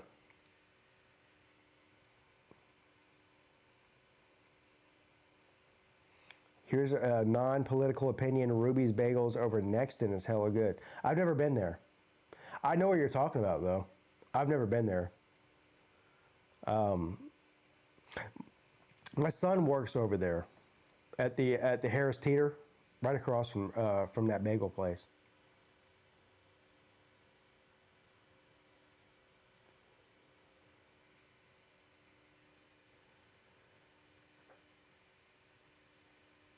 Huge field goal there by Ole Miss, though, to make it 13-7. That's good for my over. That's really good for my over. I got over 52. We're way more than halfway there before halftime. That's a nice area. Oh, yeah, Nexton, I live, I mean, that's where I live. I live Cane Bay, Nexton, the same area. It is nice over here, but it's also getting crowded. Much more crowded than when I moved here 9 years ago now. You like taking overs? Yes, I do. 90% of the bets that I make are overs. Maybe not 90, maybe 75 to 80% of the bets I make are overs. I hardly ever bet the unders on anything. If I think it's going to be under, I just won't bet it.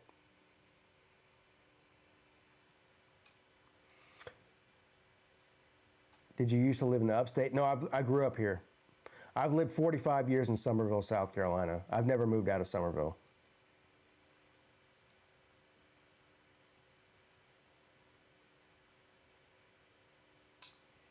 If they don't get our Publix built anytime soon, Summers Corner, I'm going to buy a house over there. I'm sick of driving forever just to go anywhere. Yeah, one of the best things about living where I live, and Cane Bay is huge, so I'm in the neighborhood right behind the highway. I'm in the first neighborhood in Cane Bay, so I can walk out of my house and go to a doctor, 5 different restaurants, a veterinarian, a gas station, Publix, anything I want, I can walk to within 3 seconds from my house. Now, if you live in the back of Cane Bay, that's a totally different story. It goes back 4 miles. So you might have to drive 10 minutes to go to what I can walk to in 4 minutes. But there's everything you need is over here. Everything you need. You have massage, karate, car wash, everything. I don't even really need a car other than to leave this area. Like, if you could live over here without a car and be fine. Yeah, elementary, middle school, and high school, all over here. My kids walk to school. I don't even have to take my kids to school. They walk to school, or they ride their bikes.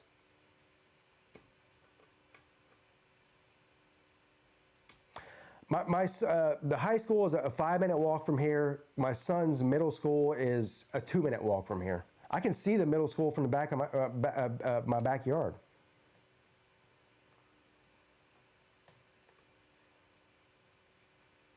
That's why we moved here initially.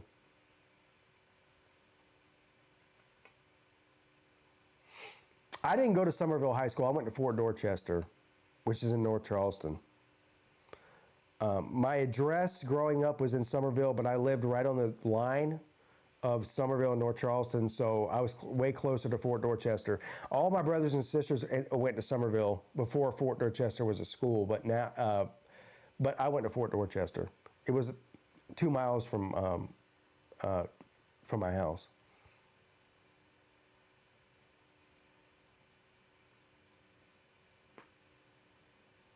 Ashley Ridge is a good school. Yeah, that part of town's growing too. That's on the complete, like, where Ashley Ridge is on the complete opposite side of the city from where I live.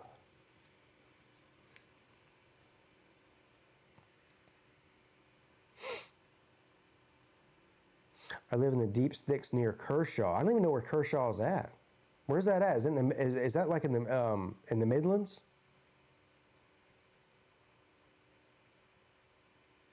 Yeah, where is Kershaw at?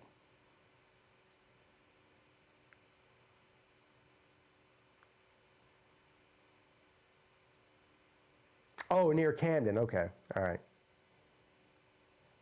Went to Brevard High School in the mountains. Pete, I can remember crossing the old original Cooper River Bridge. Yes. That was, yeah, the old Cooper River Bridge was something serious. That was a dangerous bridge. Yeah. I crossed it many times, brother. My wife went to Wren High School in Clemson. I went to Riverside High School in Greenville Tech. I've always said if I was going to live anywhere in South Carolina other than Charleston, I love Charleston. I mean, obviously I'm from here, and I mean, I'm partial to it, but if I were going to live anywhere in the state other than Charleston, I'd live in Greenville. I like that area.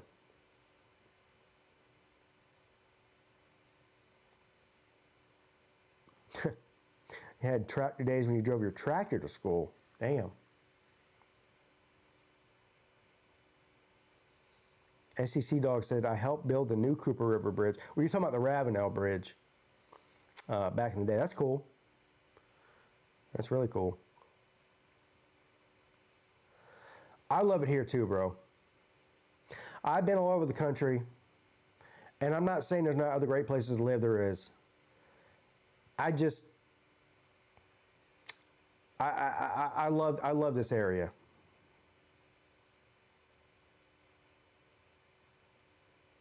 But I'm biased. I mean, I grew up here. But I've been all over the country, man. There's not many better places to live than where we live. And the amount of people that are moving here for the past 20 years proves it. They think so too.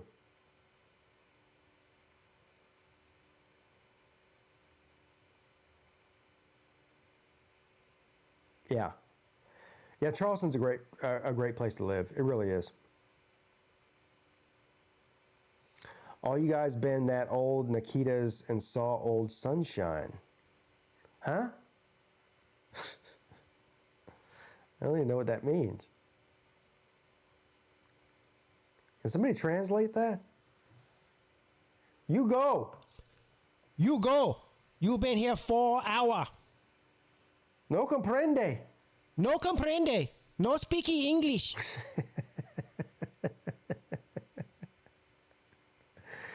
Old strip club in Greenville. Why you...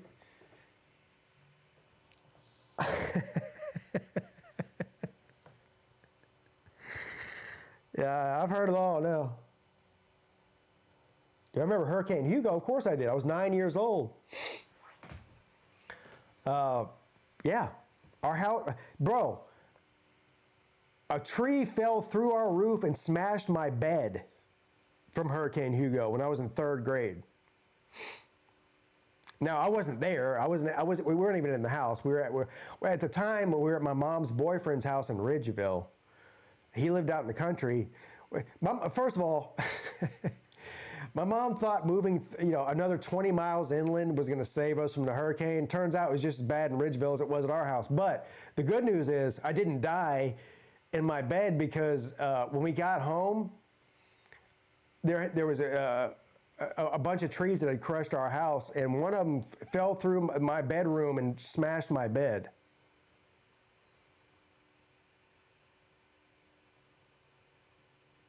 So, yes, I remember Hurricane Hugo. I was 9. It was 1989.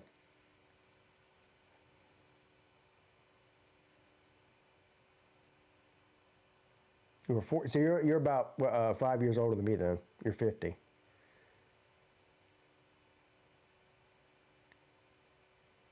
Yeah.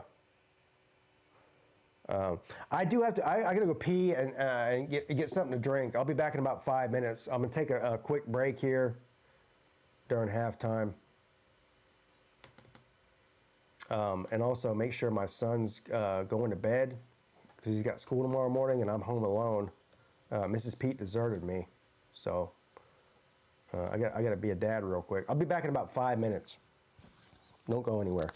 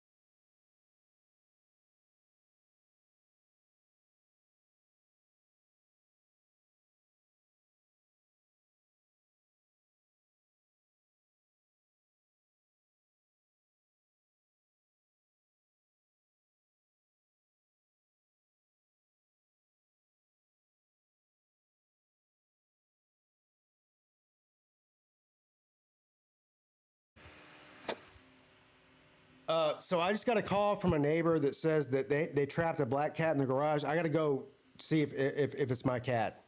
So I'll be gone for like another 10 minutes or 15 minutes. Sorry, but I got to go check it out. I'll be right back.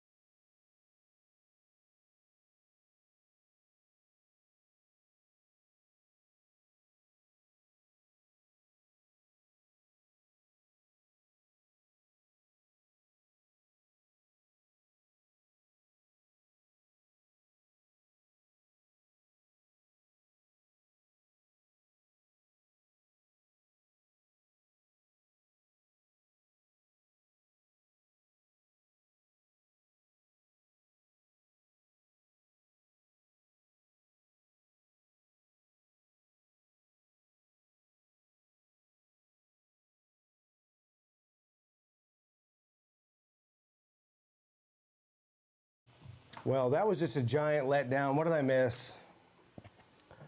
I thought I was about to get my cat back there for a minute. A neighbor about 7 houses down called and said they trapped a cat in their garage that fit the description of our cat. I just went over there. It's not our cat. So,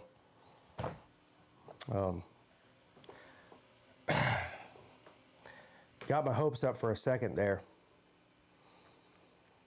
2 missed field goals.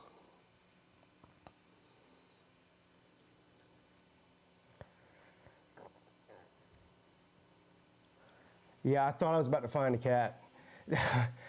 So I went in this lady's house. So what she did was she's been trying to help us find a cat. She had her garage door cracked like 6 inches, 8 inches, whatever, and she had food inside the garage to lure the cat in there. And she has a camera. When the cat came in there, she just closed the garage door and trapped the cat in there. So I go in the house, I go into the garage, cat's missing. Cat's nowhere to be found. I'm looking everywhere for the cat. Cat's hiding. She goes, I think she might be underneath the car. And she had like an SUV, like a Kia Telluride. And so I look underneath the car. I'm like, there's no cat underneath the car. I was like, maybe she's like up inside the engine block. So she goes, you want me to pop the hood to the car? I said, yeah, pop the hood. Pop the hood. The fucking cat is sitting right there on top of the engine block, underneath the hood. And she looked right at me, and I was like, yeah, it's not my cat. It was a cute cat, but it wasn't my cat. So I was like, oh, man. So anyway, fucking cat crawled up in the engine block of the car. Does the cat have a second home somewhere? I have no idea. You're not catching the cat that doesn't want to be caught. Yeah, that's not true. I mean, most likely the cat's gonna. If my cat is gonna be found, she's gonna come home on her own. But it's been 14 days, and at this point, I'm starting to lose hope. Honestly. Where's the verdict, Pete? You get the cat. No, I didn't get the cat. It wasn't my cat. It was another black cat, but it wasn't my cat. She ever run off? No, she's not an outdoor cat. She's an indoor cat. Now, before she's lived with us for 3.5 years. Before she lived with us, she was an outdoor cat. She was a stray cat.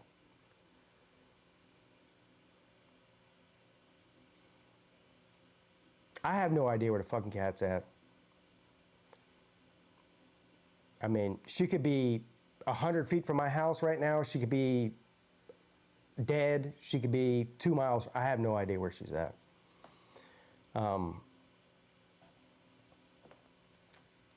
But I didn't let the cat out. It's a long story.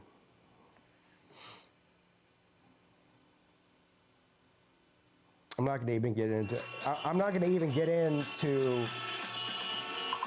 how she got lost in the first place, because I'll just get mad. But yeah, I will tell you this though. 3rd down for Miami. 3rd down and 5. I will tell you this, though. The cat goes outside me every day. She never ran off once. The daytime, she has no interest in leaving the yard. Comes out there with me. When I'm out there mowing the yard, she walks around and follows me around when I'm mowing the yard. At nighttime is a different story. That's when cats want to go explore shit, is at nighttime. But anyway, I didn't let her out. She got let out by somebody else. 3rd down and 5. Big play by Miami, 7 yards, 1st down Canes.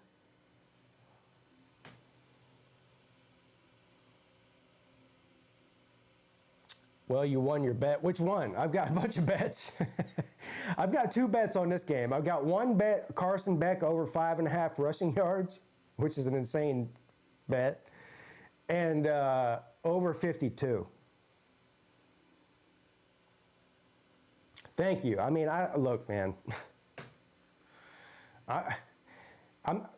There's nobody that's done anything more to find a lost animal than what I've done the past 2 weeks. I can promise you that. If I don't find that cat, it ain't from lack of trying. I promise you that. I promise you that. The extent and the money I've spent and all of that to find this cat for the past 14 days is insane. It's insane what I've done.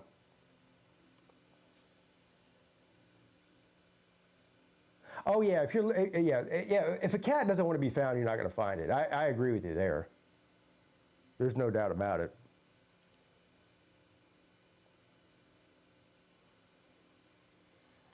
Third down. Yeah, so it's funny you say if you write off the cat and it'll show up. So we've already talked about getting another cat because my 10-year-old son's devastated with the cat's gone, and so am I really. But so we talked about getting another cat, and I'm like, I'm not going to get another cat yet, because as soon as I go get another cat, the other cat's going to show up, and then we'll have 2 cats. I don't want 2 cats. I mean, I don't have a problem with having 2 cats, but I don't want 2 cats. Third down and 3. Big run. First down, Canes. Let's go. Keep running the fucking ball. Yeah, that cat's my buddy, man. I love that cat. I love that cat. She's not going to come back pregnant because she's fixed. So that'd be physically impossible. So.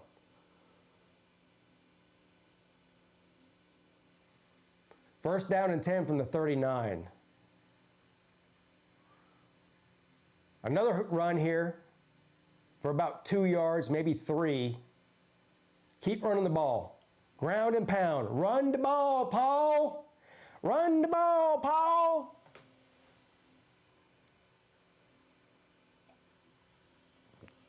Yeah, keep running it.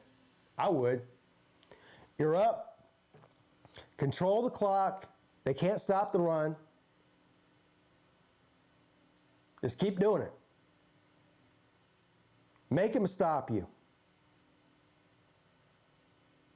Ah, damn, that's going to be a fucking false start on Miami. That was a dumb penalty there. Come on, man. Yep, rowing the boat. Rowing the boat.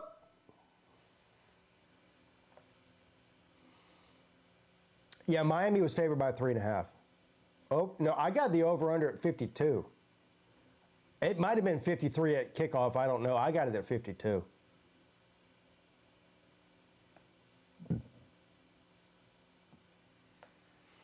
Second down and 3.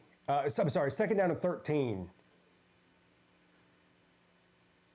Beck throws a quick strike. Damn, right out of the receiver's hands. Brick hands. I hope he owns Bitcoin. He's got diamond hands. I hope he's got Bitcoin, like me. It was 53.5 at kickoff. Okay. Yeah, I bet the over at 52 5 or 6 days ago, last week, when the line first came out. Because I knew it would go up, or I had a feeling it would go up. Third down and 13. Beck steps up. He's gonna run. Hey, pay Peete. I'm definitely getting paid now. Even if he gets sacked a couple times. Over 5.5 rushing yards. He's already got like 30. Let's go. Come on, pay Peete. Ha ha ha. There you go. Beck is at 5 yards? No, he's not. Man, are you sure about that? All right, 4th and 2, they're going for it. Hands the ball off, pushes forward, big run, first down, Canes. Let's go. I need a score here. I need some more points total for either one of these teams. I need some. I need some scores here. What's 17 plus 13? That 30? Yeah, I need 23 more points to win my bet.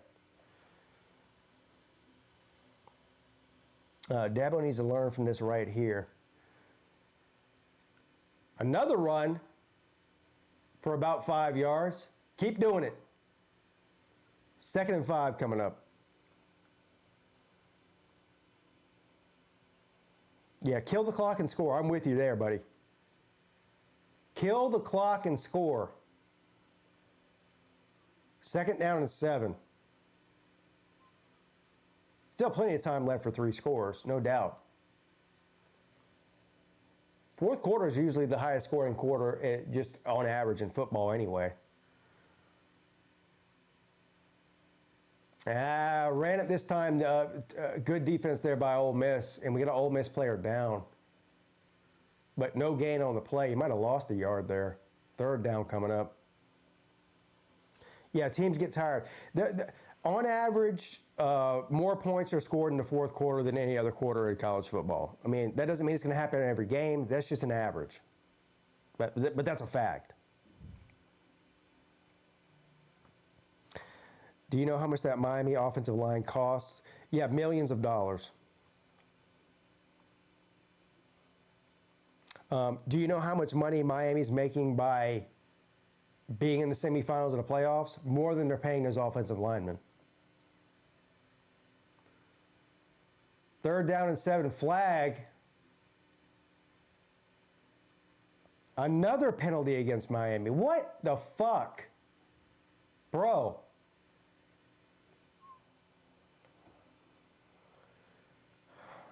I think my son just got home. Hold on.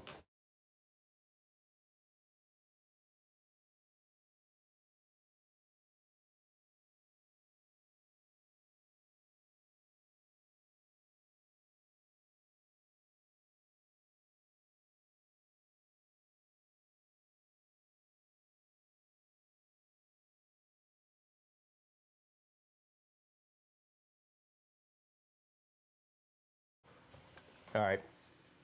3rd down and 12. Beck throws it. Tipped. Oh, intercepted. Oh, no. Turnover. Wow. There's that Beck interception. Well, let's not make that a trend. He doesn't usually just throw one, though. But that ball was tipped. It wasn't. I don't know if that was Beck's fault. That wasn't Beck's fault. That ball was tipped. Well, I mean, it wasn't a bad pass. It just got. It was just a good defensive play by the lineman there. He tipped it. Wow. Big turnover events there. 17-13. Ole Miss takes over after the turnover there.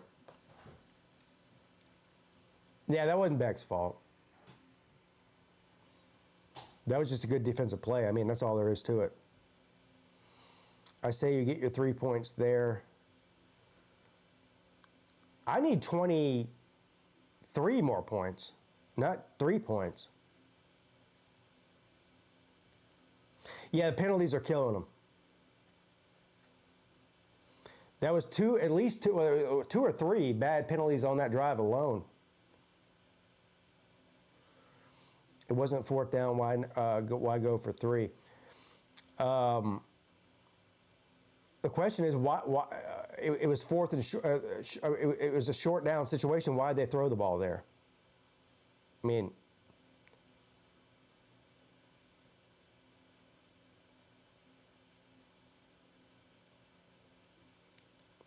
Ole Miss is about to win the 2nd half. Yeah, I don't know about that.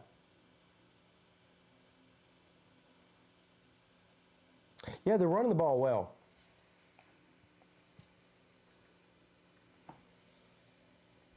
Who did y'all get as an offensive coordinator? Are you talking about Clemson? Chad Morris.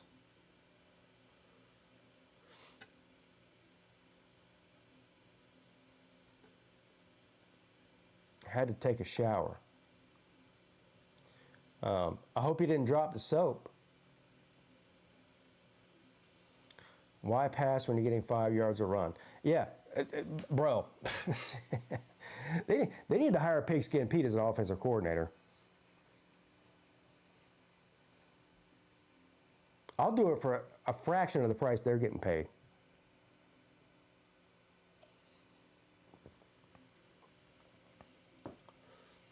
Did you play with yourself in the shower?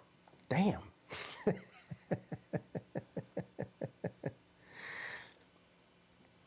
I agree, Smith Peeler. Huh? Oh, the chart. You mean the chart? Yeah, fuck that chart. I'm not as black-pilled on Chad Morris as a lot of people are. Anything would be better. Well, first of all, I do think that Chad Morris is an upgrade over Garrett Riley. So, is he better than what we had? Yeah, absolutely. Do I think he's the answer? I'm not sold on that. I mean, what Chad Morris did from 11 to 14 at Clemson was amazing. But that was a different time. And he had different types of players, too. I mean, what Chad Morris was doing 15 years ago was creative and innovative at the time. That it's not anymore.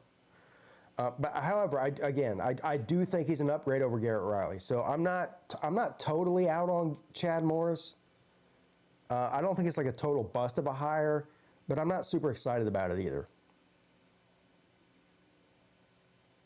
I hope I'm wrong. I mean, I hope Clemson has one of the best offenses in the country. So I mean, I'll gladly admit if Clemson's offense even resembles anything like it looked between 11 and 14, I will be the first one on here saying I was wrong. I hope I'm wrong.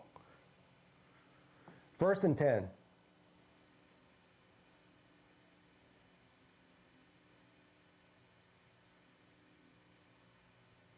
Chambliss steps up in the pocket, throws it deep. He's got a guy over the middle, dropped right through his fucking hands, or right off his hands. Almost intercepted. A double coverage. That was a very brave throw by Chambliss, and also a very good throw, too. I mean, he threw it right between two defenders, and Wallace should have caught that. That's on the receiver. He dropped it. 2nd down and 10.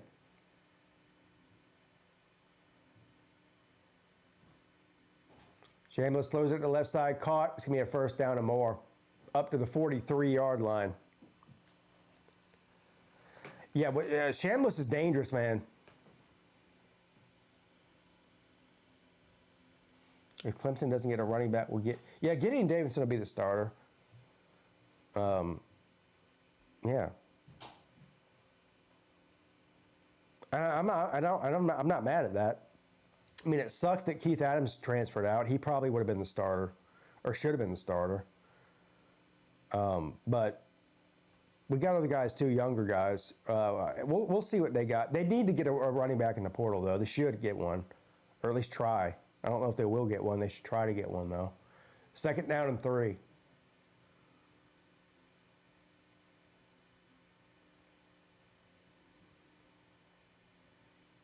Quick pass, caught, another 1st down, across the 40, inside the 40, down to the 36, out of bounds. 1st down, Ole Miss.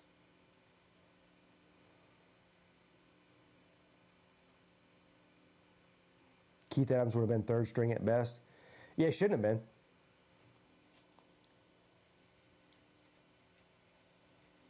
Keith Adams probably should have been 2nd string behind Randall. Or splitting carries, like 1A, 1B. I don't know why he wasn't. That's one thing about Clemson's offense that pissed me off this year is the lack of using Keith Adams. He's a good runner. Anytime he's played well. Every time. Well, Dabo used the portal, though. Bro, they've got 7 players out of the portal in the past 3 days. I mean, will he or has he? Yeah.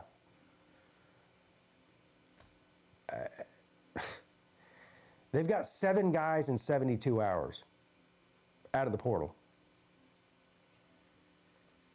2nd down and 10. Incomplete. And that was probably a poor decision there by Chambliss. He's lucky he overthrew him because he was covered. Oh, that could have easily been an interception. Yeah, Dabo's killing the portal right now. I mean, really, I say Dabo. It's more Tom Allen. They've all been defensive players. They've got 4 defensive backs, a linebacker, and a couple of defensive linemen. All defensive players so far. 3rd down and 10. Chambliss, he's in a scramble, taken down. Now, this would be interesting. It's going to be a 4th and about 5, maybe. They're down 4, and this would be about a 50-yard field goal. I'm assuming they're going to try to kick a field goal here.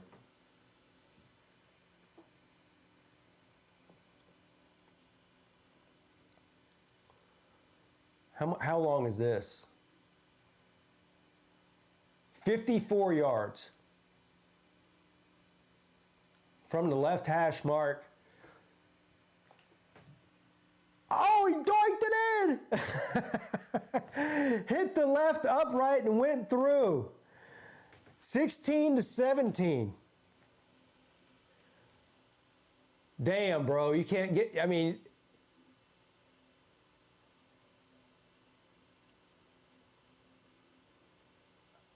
you can't get much luckier than that with the kick. He made it, though. He made it. A 1-point game now. 16-17. Canes. And Miami's about to get the ball back here with 22 seconds left here in the 3rd quarter. Pete, remember Troy Stellato? He's back in the portal, former Clemson receiver. Yeah, he's yeah.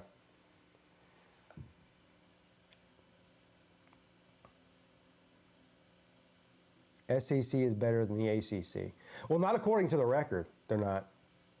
I mean, you do realize that the SEC has a losing record of the ACC through 14 games this year, don't you? Or did you forget to see that? Did you forget to see that the ACC has a better bowl record by a lot over the SEC is overhyped. I mean, you could talk about it all you want. Fact of the matter is, if they were better than the ACC, they'd have a winning record against them, and they don't. And they have a better bowl record than them, and they don't. They just don't. So, I mean, congratulations on the hypothetical situations, hypothetical games. You sound like a Notre Dame fan. We would have done this, we would have done that. Well, you fucking didn't, did you? No.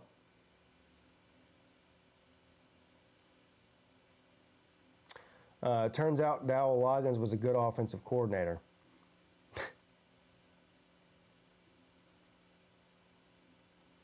You couldn't hit 2 doinks on purpose. Yeah, no. Yeah. Yeah. You couldn't hit 2 doinks on purpose.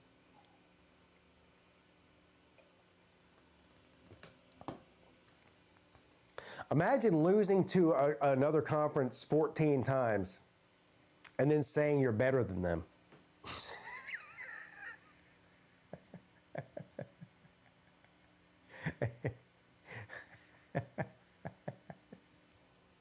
Wow. Oh, God. What's my opinion on the rehire of Chad Morris? I don't know if you just came in here or not. I just talked about it for like 5 minutes. I can hit a 3-leg parlay. Meanwhile, this guy is hitting the goalpost on every kick. Yeah.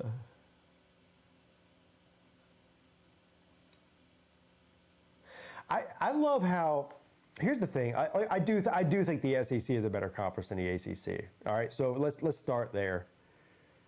But all season long, all year long, all we heard from anybody and everybody was the ACC is so terrible. They're the worst conference in football. Why is nobody giving that to the Big 12? I just don't understand. The ACC, when it comes to wins, bowl wins, playoff appearances, national championships, playoff wins, every standard that means anything in football, the Big 12 has none of those. None. How is the ACC the worst conference and not the Big 12? I will concede the SEC from top to bottom is better than the ACC. I will concede the Big 10 is from top to bottom is better than the ACC. But not the fucking Big 12. What have they won? Nothing. Zero. Zilch. Ever in the playoff era. But it's always the ACC, not the Big 12. Why?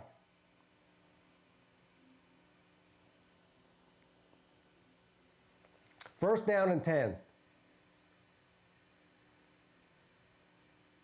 From the 25.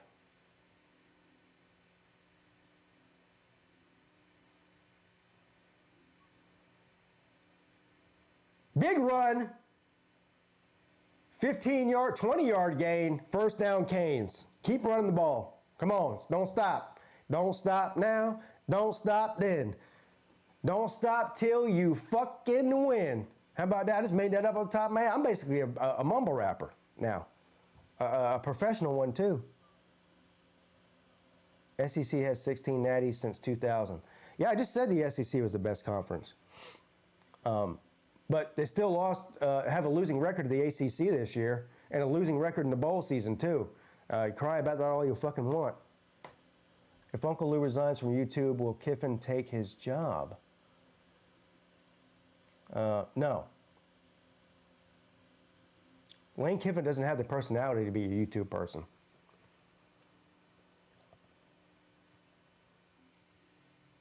He just doesn't. Actually, Bama has the most F those. SEC has the best women, and that's all that matters. Well, the Southeast has the best women. So that includes a lot of other teams other than just SEC teams. There's a bunch of ACC teams in the Southeast, too. It has nothing to do with conference. It has to do with the region of the country. But I do agree with you there as far as the region of the country where the hottest women are is definitely in the Southeast. That's true.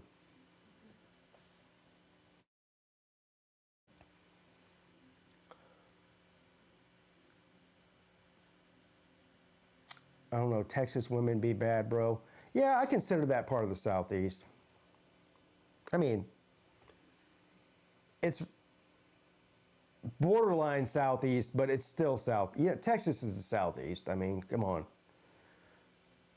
North Charleston? Hey, my wife's a baddie. She's from North Charleston. Come on, man.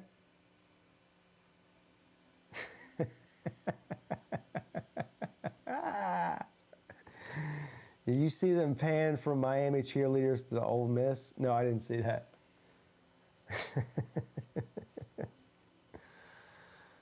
Yeah.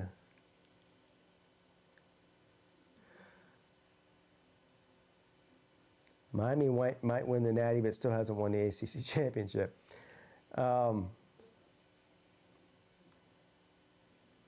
Yeah, possibly. I think Indiana is better than Miami, though.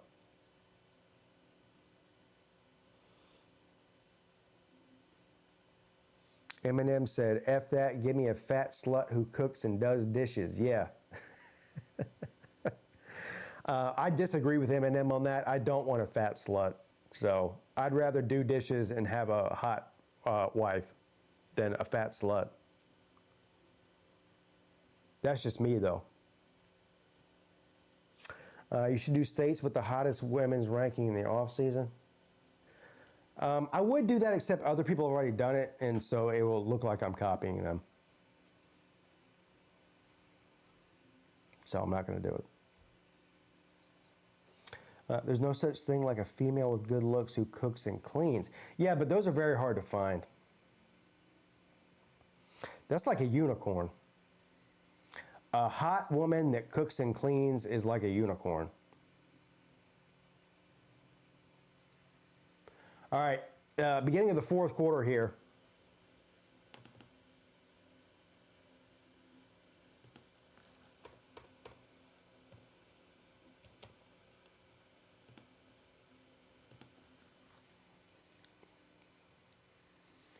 Big play by Tony across the 50. First down, Canes. Come on, man. I need some more. I need, how many more points do I need? What's the score? 16-17? I need like 17 more points in this game, in the fourth quarter. Midwestern women should be at the bottom. Yeah, probably. Yeah, West Coast hot, Southeast hot, Midwest mostly overweight. I mean, that's just true.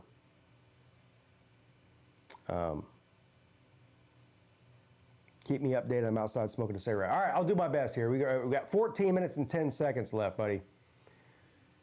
In the fourth quarter, second down, Miami, second down and 7. Thank you, Joel, for the super chat. Legit went to see my friend in Michigan for a week, like 4 days, and I was like, bro, where are the women here, okay? He was like, no, they're not. Second down and 7, Beck, under pressure, sacked. Huge loss. Oh, man. Oh, man. That was about a 12-yard loss on that play, on that sack. And that might have fucked me out of my bet. God damn it. I need 5.5 rushing yards by Beck. For those of y'all who don't know, in college, it's not like the NFL. If you get sacked, that goes against your rushing yards. So I don't even know what he's at now. Can somebody look that up for me?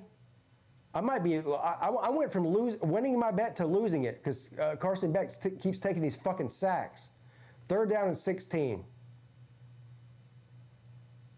Ah, damn, he got sacked again. What in the fuck?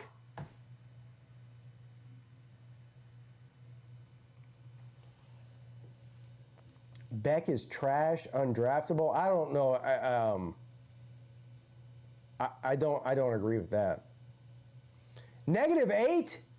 Ah, shit. I'm going to lose that bet. That means I need him to get 13 more yards rushing at some point in the fourth quarter and not get sacked anymore.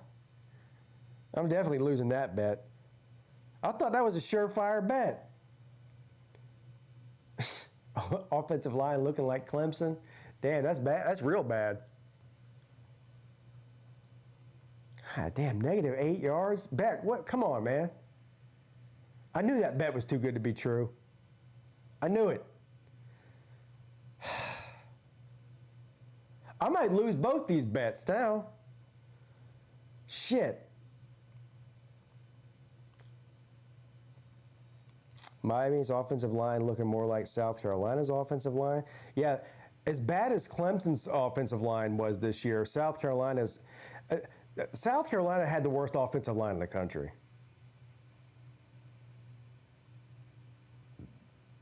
Y'all, I saw a graphic today. South Carolina had 17 players transfer out, and they've got 3 in the transfer portal so far. I'm not a mathematician or even Einstein, but to me that sounds like a bad number. 17 transfers out and 3 transfers in? That's bad. That's real bad. The Great Wall of Carolina. South Carolina's in a real bad way right now. Well, they've always been in a bad way. I mean, let's be real. I mean, they've been playing football for 140 years. They ain't never won shit. So they've always been in a bad way. But they're particularly in a bad way right now. Shane Beamer's not it, man. He's not it. They're not going to win. They won't make a bowl game again next year. And then they'll fire Beamer. Because they'll have to. I mean...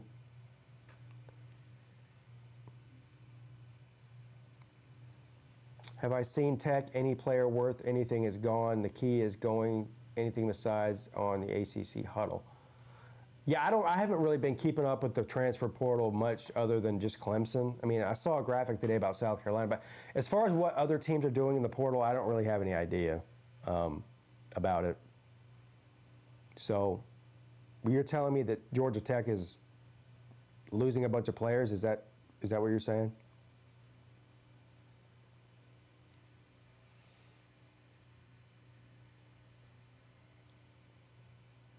What's up, Millis? Tech might win 2 games next year. Holy shit, 2 games? They got to play at Clemson next year. I know that.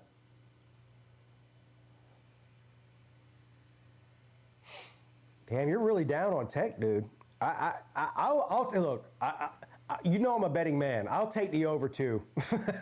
if you say they're going to win 2 games, I'm taking the over. They might not win but 3 or 4, but I'm taking the over 2. For them to only win 2 games, that means they won't even win a single Power 4 game that they play. So you think they go completely defeated in every Power 4 game they play? That's crazy. All right, 2nd down and 10. Throw. Oh, he fights. We'll see where they spot the ball here. I think it's going to be a yard short. Yeah, it's going to be 3rd and 1 coming up here for Ole Miss. 11 minutes and 47 seconds left here in the game. Down by 1. And Chambliss right now is. I'd be a little bit worried if I was Miami right now. First down. The second effort by Lacy got the first down there.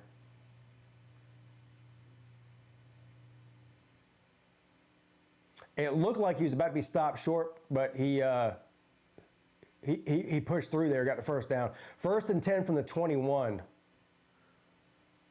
Chambliss throws it. Caught at the 40, another first down. Big play by Ole Miss there. Oh, this ain't looking good for Miami right now. Ole Miss offense is cooking. Ole Miss offense is cooking right now.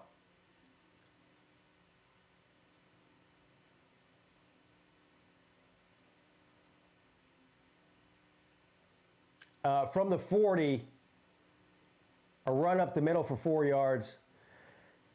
And now, Ole Miss, even though they're down by a point, they are controlling the ball and the clock. And I'd be worried if I'm Miami right now. They've got the momentum, for sure. 2nd down and 6.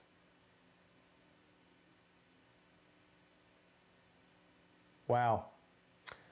Another first down across the 50-yard line on the run. This is demoralizing for Miami's defense right here.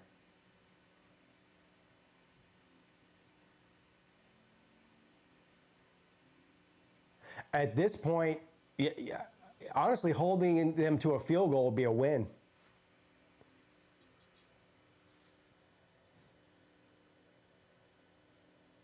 First down from the 48.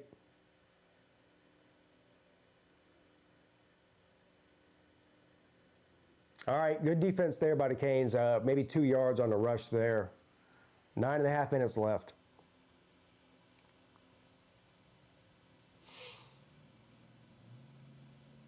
Yeah, penalties have killed Miami.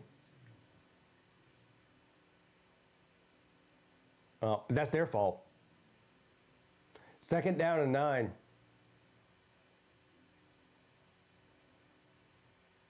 Chambliss back to pass. This is what he did against Georgia. I don't know what that was. That was he could have ran for probably 10 yards there, and he dumped it off at the line of scrimmage. It was incomplete, but he could have ran for 10 yards. There was nobody in front of him at all. I don't know why he threw that ball. Look at this. Why did he throw that? There was nobody in front of him. If he just took off running, there was nobody there. That was a bad decision by Chambliss there. 3rd down and 9.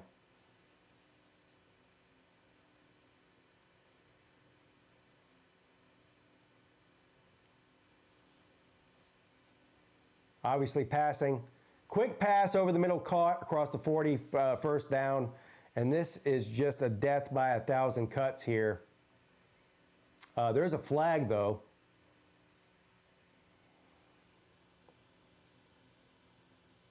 Yeah, Shamlis is a fucking beast. He has really impressed me. Not just, all season, but against Georgia was one of the most impressive performances I've seen from a quarterback in the playoffs ever. And another 15 yards on top of that, targeting against Miami. This ain't looking good, bro. They're going to review this. Let me see.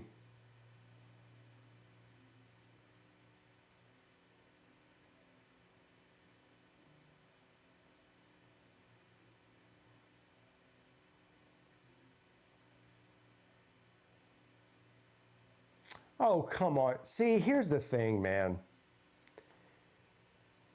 He goes to tackle the player's legs, and the player falls down and they make contact with their head. What is he supposed to do?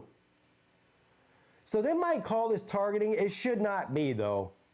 But again, like I've been saying, nobody fucking knows what targeting is. That is not the defensive player's fault. What's he supposed to do? Once you commit to a tackle, you can't back off of it. But they're probably going to call it.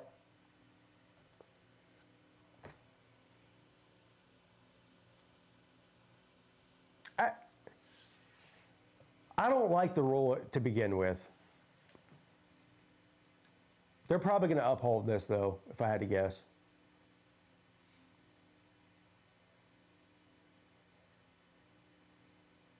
And Cristobal's hot, and he's mad about it, and he should be.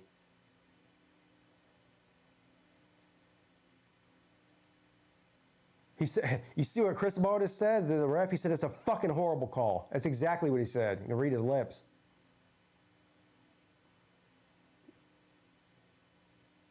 I think he just called him a pussy.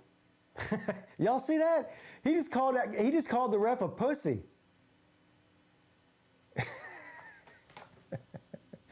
Yeah, it's just to kick a player out of the game for that. It's just insane. It's the dumbest rule in football.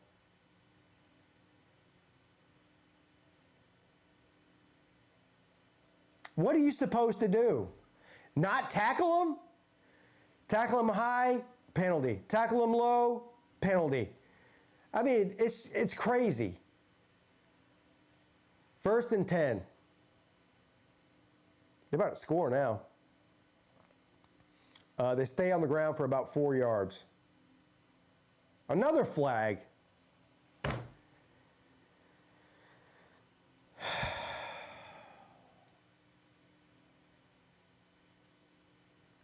Mario Cristobal is about to have a heart attack on the sideline. Another defensive penalty. A personal foul on Blay. What the fuck? For what? You gotta be shitting me.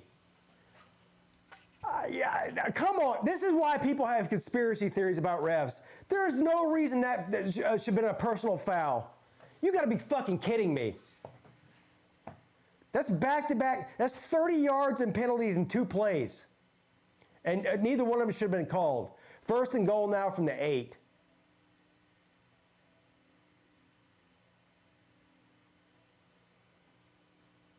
What the fuck was that?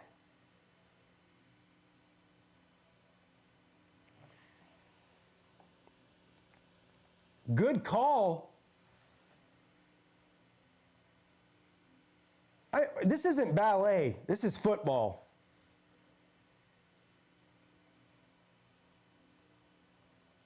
Michael Irvin's pissed. Michael Irvin's about to overdose on cocaine.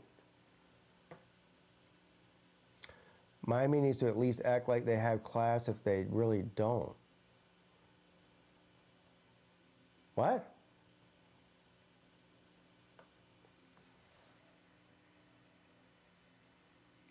I don't even know what that means.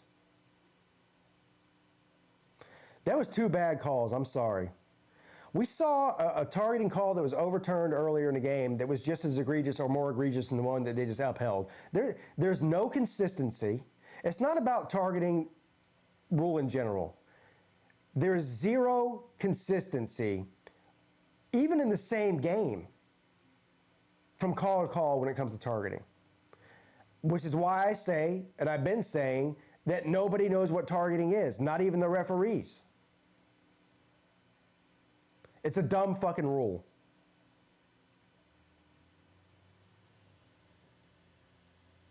Michael Irvin needs to talk to the. Yeah, Michael Irvin doesn't need to be talking to anybody.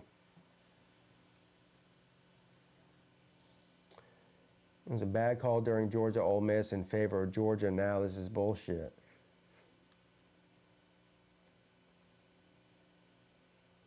Yeah, nobody knows what target. Everyone pretends like they know, but nobody knows what it is.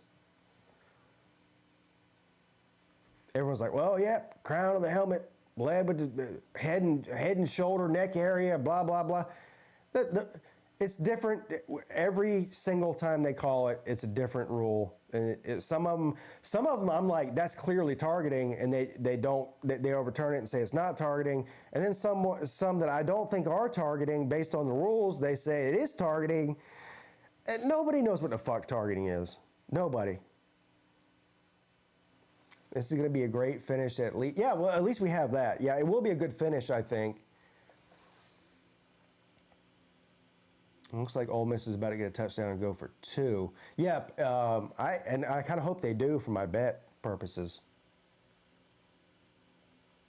Beck is going to throw another interception because he feels like game is on his shoulders. How many times have we seen that? Well, you haven't seen it that much this year. He hasn't been he had one game, I think it was the Louisville game, where he threw, what was it, 4 picks? But outside of that, Beck's been pretty solid this year as far as, he hasn't done what last year at Georgia, he was an interception machine, but he hasn't really done that this year. I think he's gone, 6 games in a row without a single pick before tonight. So he's been pretty solid down the stretch here.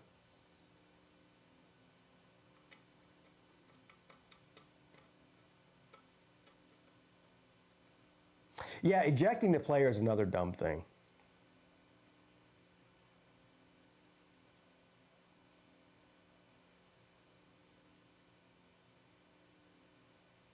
You talking about the Clowney play against the Michigan running back? Yeah. Well, we've seen that 100 million times on the internet, haven't we? They've worn that damn play out.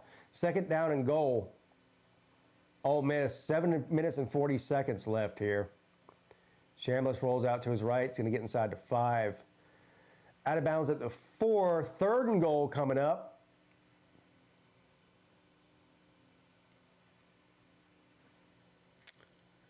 That was a interesting formation they had going on there. Just good defense by Miami there, really. 3rd down and goal.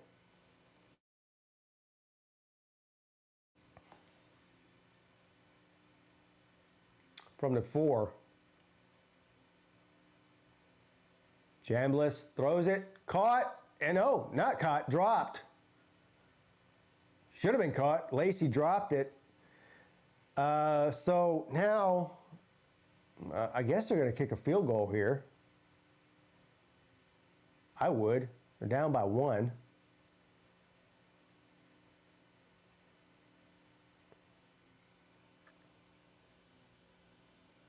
I would take the field goal here too, so this is a good call here. This will make it 19-17. 22-yard field goal attempt here. And it is good. So it's going to be 19-17, Ole Miss, with 7 minutes left.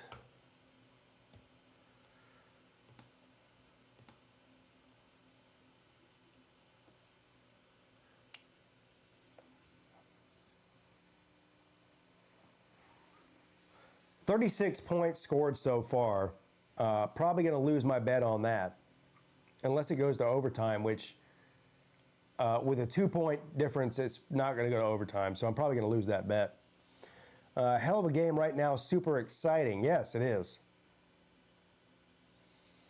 I'd run the ball way down the field. I would too. The best thing Miami can do right now is run the ball, run the clock down, get down in field goal range, take all the time off the clock, and kick a field goal or get a touchdown. So, but will they do that? Probably not.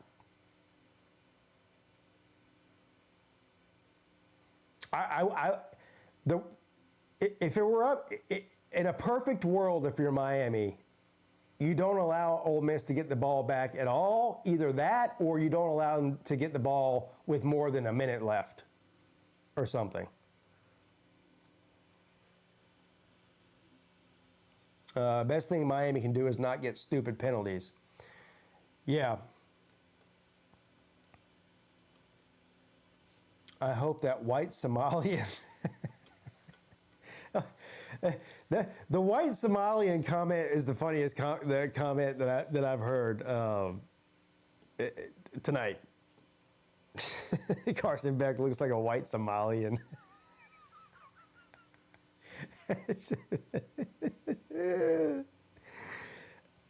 Trust your multi-million-dollar offensive line. Yeah, I agree. I also trust Fletcher. I mean, Fletcher's the best player on the offense outside of Tony.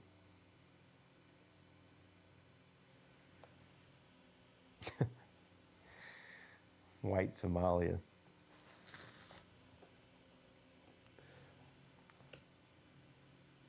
Miami's got a Miami.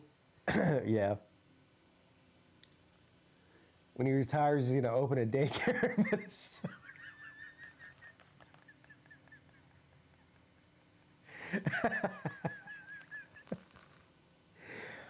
Oh, y'all are killing me, man.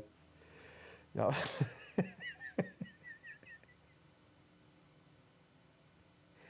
I'm the captain now. All right, here we go.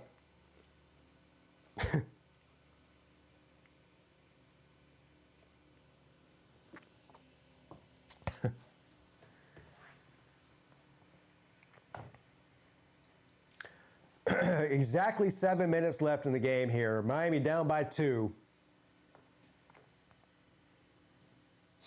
Let's see if the white Somalian can make a drive here to win this game. Both teams still have all 3 timeouts. Beck throws it deep on first down. Flag thrown. Yeah, that's clearly obviously a pass interference. That was actually. Hold on now.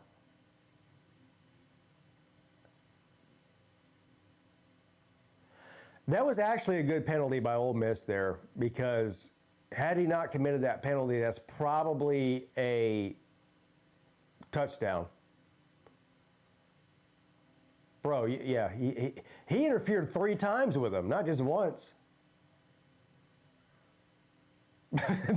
He looked like me trying to defend him. This guy was desperate. If there's such thing as a good penalty, that was it, because that would have been 6 points had he not done that. First down, screen pass, caught, 8 yards. He's second down and 3 or 2. I'd run the ball here. Use the clock to. Right now, Ole Miss offense is fucking cooking. I would try to give Ole Miss the least amount of time possible left in this game. And I would do that by running the ball. Here we go. Fletcher off to the races inside the 40. Steps out at the 35. First down, Miami.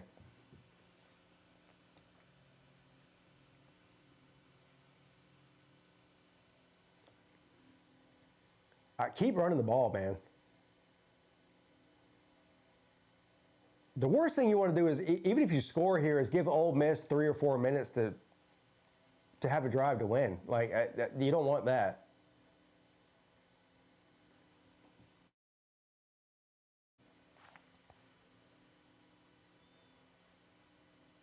What the fuck? Fletcher slipped. Turf monster. A loss of 2 yards. He just slipped.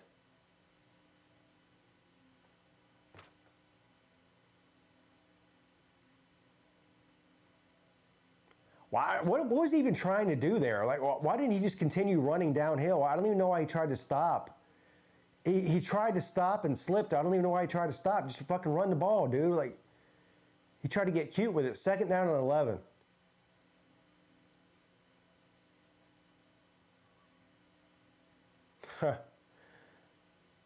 So it worked. Off to the races. Holy shit. Touchdown, Miami. I can't believe he just scored on that play. Tony. God damn, he's fast. He is fast. Now,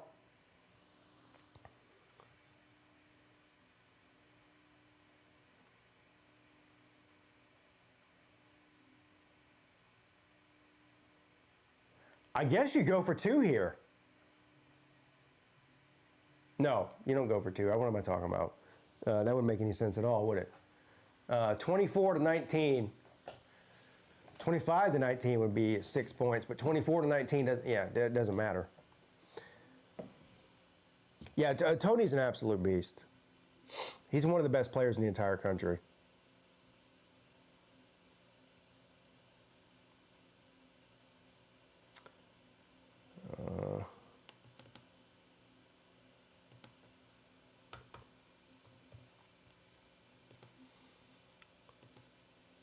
Yeah, 24-19.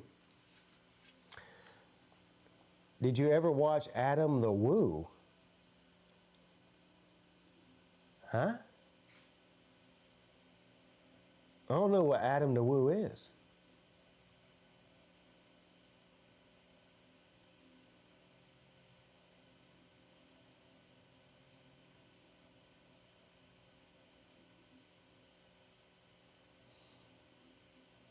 YouTuber who died last week? I have no idea who that is. What kind of YouTuber was he?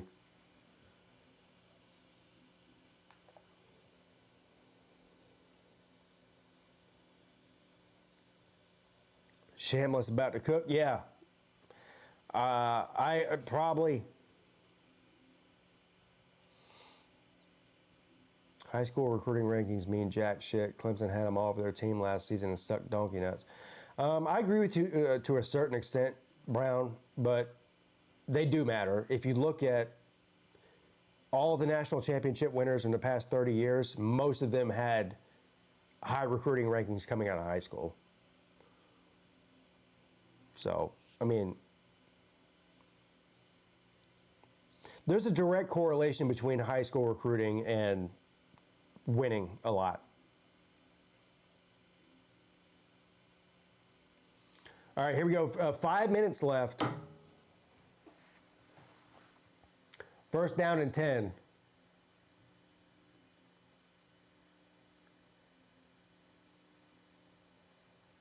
Chambliss. What the fuck? Wide open. Somebody might want to try to cover that guy because nobody did. Here we go.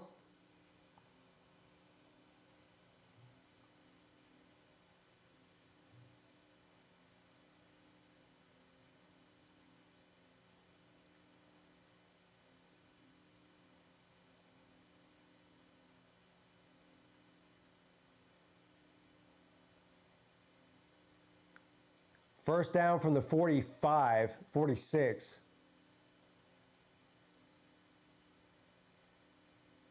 And Ole Miss is doing what Miami probably should have done there.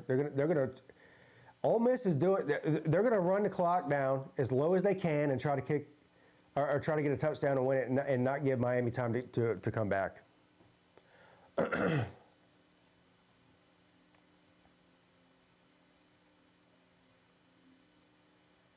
Well, I say that, and they're about to snap it with 23 seconds left on the play clock, so maybe I'm wrong. Chambliss throws it to the sideline. What a great defensive play there by Miami. Incomplete. It was almost a hell of a catch by the receiver, but even better defensive play there. Great coverage.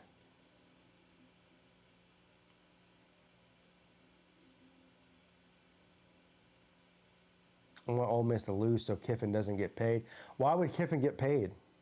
He's not coaching the team in the playoffs. I don't think they would owe him playoff money. 3rd down and 8.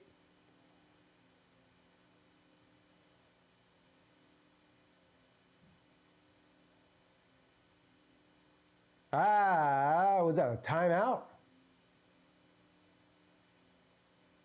Yeah, timeout by Miami. He does get paid? Look, if I'm Ole Miss and he gets some kind of bonus for playoff wins, I'm not paying him. I'm making him take me to court. I would not pay him a fucking dime. I would make him take me to court and spend money on lawyers to try to get that money out of me. And Ole Miss will win in court, too.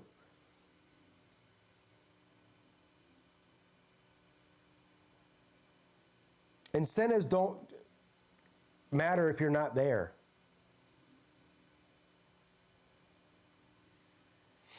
Third down and 8.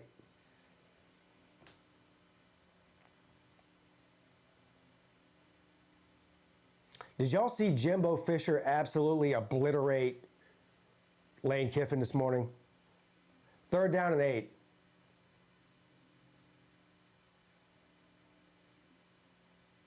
Incomplete. Oh, fuck. Is that a flag that came in there late? Oh, come on, man. What? You got to be shitting me. Another fucking first down for Ole Miss on another penalty by Miami. Pass interference again. Another 15 yards.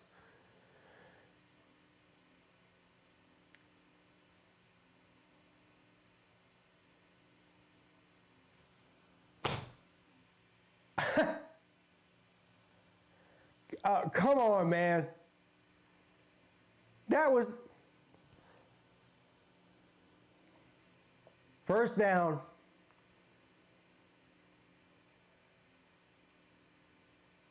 Chambliss going to take off with the ball. Yeah.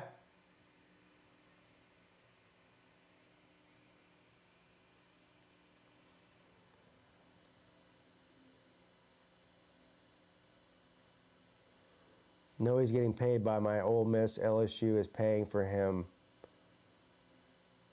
LSU is paying for his playoff wins at Ole Miss? What? First down and 10. Run the ball for 2 yards. What are you talking about? Why would LSU pay Lane Kiffin for Ole Miss's playoff wins? Is that what you're saying?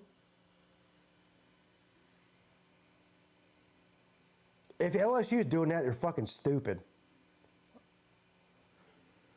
2nd down and 8.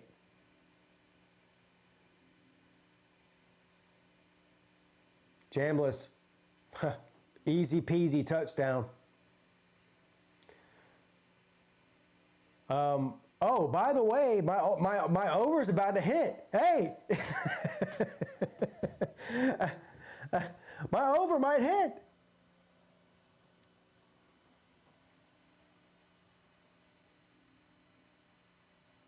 All I need is a field goal.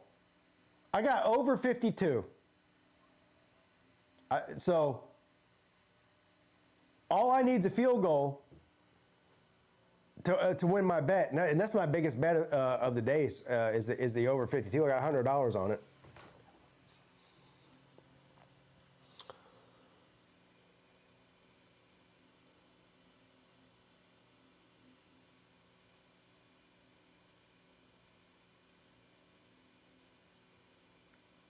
Went for 2 and got it. Wow. So it's a 3-point game now, 24-27.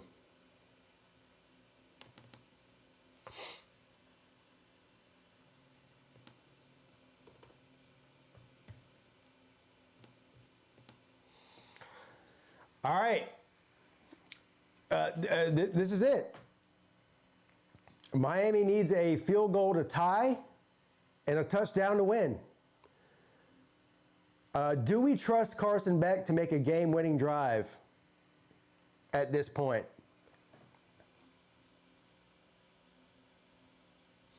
I think the guy's the best quarterback in college football. He's the most exciting. Chambliss he's unbelievable. Anytime you have a quarterback like Chambliss, you can never count yourself out of any game against anybody. He actually, honestly, out of all the teams left, I mean, we'll see what happens here. Miami still might win the game, but out of all the quarterbacks left, I think Chambliss is probably the only one that has a chance to beat Indiana. I'm being serious. I don't think Oregon's going to beat Indiana. I don't think Miami would beat Indiana. When you have a quarterback like Chambliss, he might actually be able to pull it off against Indiana, even though they won't be favored against them if they do play them, and they probably shouldn't be, and I wouldn't bet on them. But you can never count him out against anybody. That's the benefit of having a quarterback who can do everything. First down and 10. 3 minutes and 13 seconds left here for Miami. And Beck throws it deep on first down and just underthrew Tony. I don't.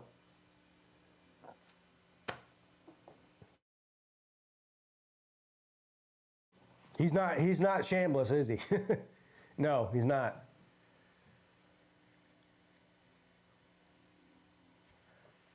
I'd still run the ball here. I'd still run the ball.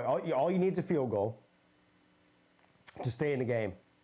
Instead, you're letting Carson Beck air it out. Why?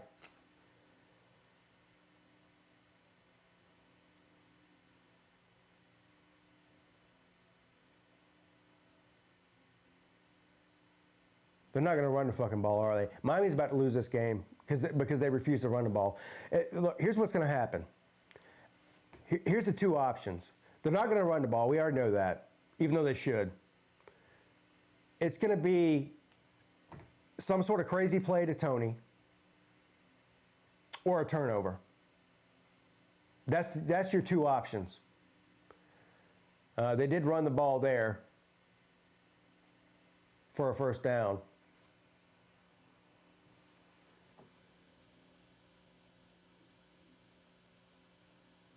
Yeah, this is worth me staying up till 4 a.m. Where are you at, bro? I know you've probably told me that, but you must be somewhere overseas if it's 4 o'clock in the morning. You in Europe somewhere? Europe would be, England would be 5 hours ahead of us right now, so that'd be 4 a.m. Ireland, yeah, well, there you go.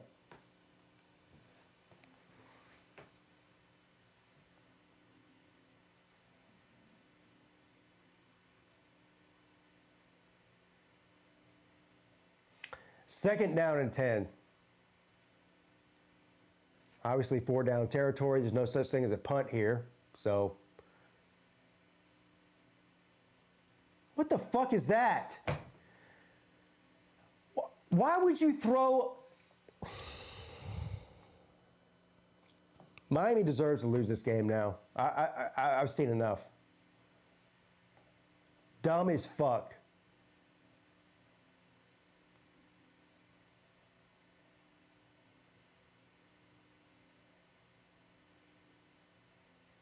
Dumb as fuck is what that play was. 2-minute timeout. Lane Kiffin is a joke. Yeah, he is a joke.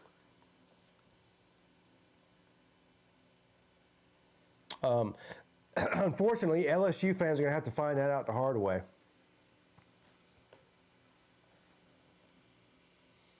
They should be running it every play. I agree. They're not, though.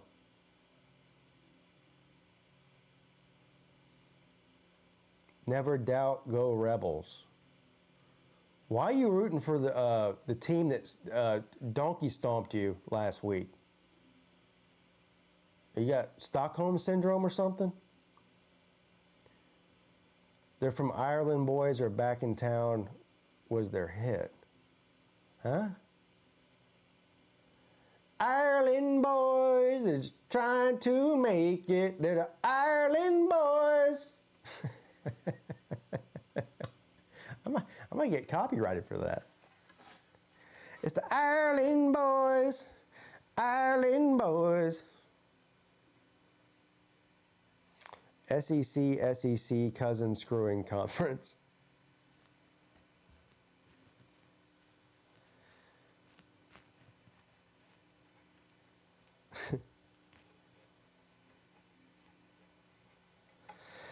Yeah, I mean, at this point, you got to, I mean, at this point, you got to go to your best players, and your best players are Fletcher and Tony. So, I mean, it's not, Carson Beck's not going to bust off a 20-yard run here like Chambliss could if he wanted to. So there's no threat of that. My guess is that Ole Miss will attempt to try to double team Tony. So I mean, I think your best option here is Fletcher. All you got to do is get in field goal range. I mean, obviously you want to try to get a touchdown and win it at the end, but all you have to do is get in field goal range, and you can do that by running the ball with Fletcher. All of the attention is going to be going on Tony, as it should be. So take advantage of that and run the ball with Fletcher. That's what I would do. But then again, I'm just an idiot on YouTube. I mean, nobody's paying me for my advice on play calling. 3rd down and 8.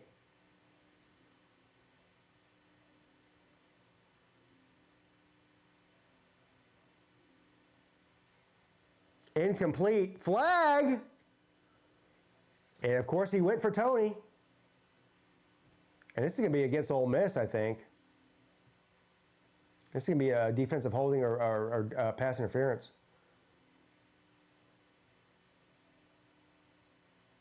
Face mask. So that's 15 yards. Now look, as Huffer Billy Paul would say, look and listen to me. You are in a spot now. Run the fucking, but you got 2 timeouts. Do not let Carson Beck throw an interception here. Do not. Run the fucking ball. You're 5 yards from field goal range.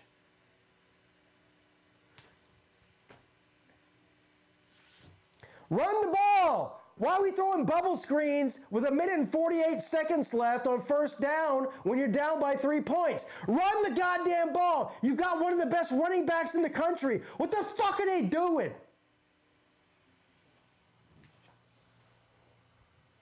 Again.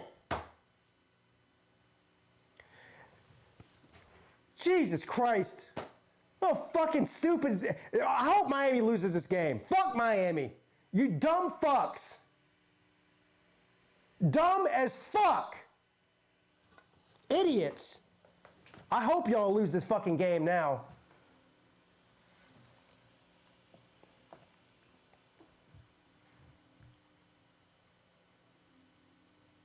How dumb can you be?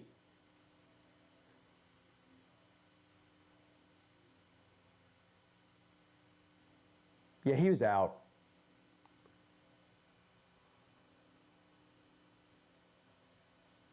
Fucking idiots. If I were Fletcher, I would walk off the field right now and go home. I wouldn't even ride back with the fucking team. I'd transfer out tomorrow. Fuck you.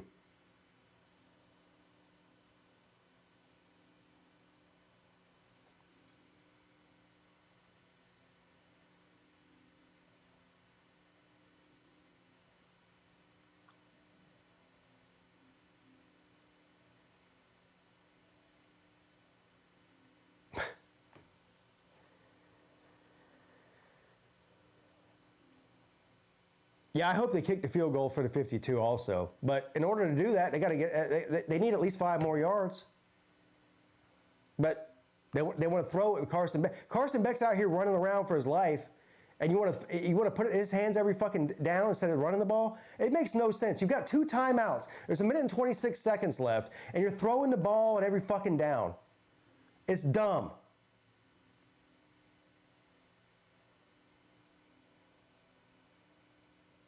I'd run it twice, too. I don't care what the down distance is. But they won't. Watch. They'll do some dumb shit here, a bubble screen or some dumb shit.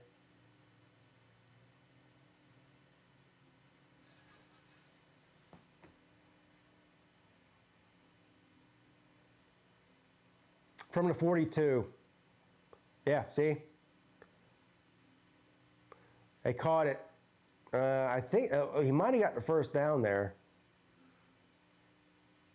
That was a hell of a play by the receiver there. It's going to be close. Did they get him the first down?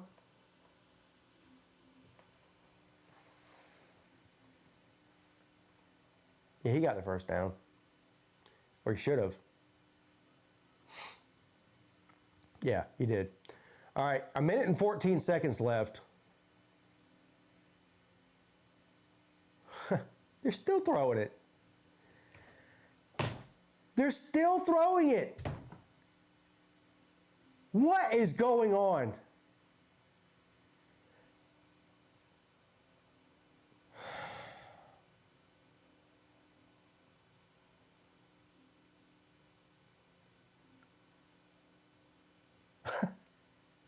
This is unbelievable.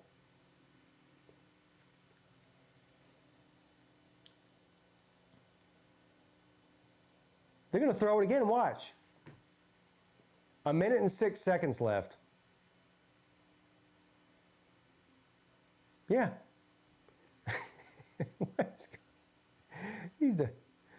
Almost threw an interception. I swear to God, I hope Miami loses this game. I hope you lose. You deserve to lose. You deserve to lose. Miami deserves to lose this game. Dumb as fuck.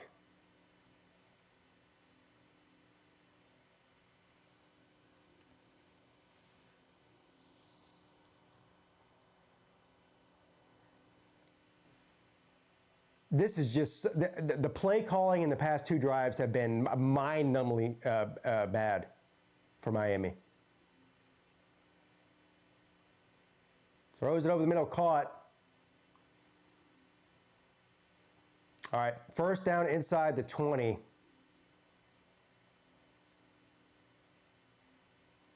Where's Fletcher at? Is he getting his toes did? His nails done? What's going on with Tony? I mean, with Fletcher.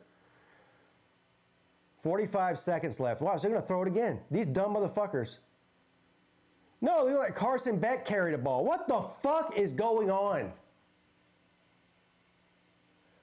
They tried to run a quarterback draw with Carson Beck. Carson Beck!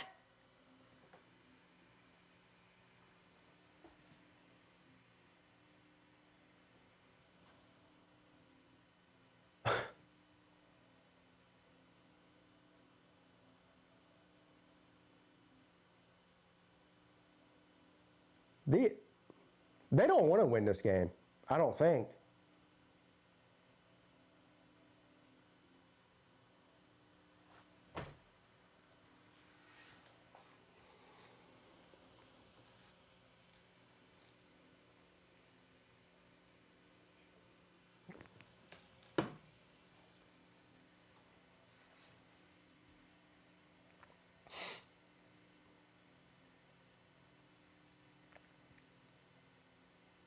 At this point, I don't care who wins. I do want to win my bet, though. It's a $100 bet.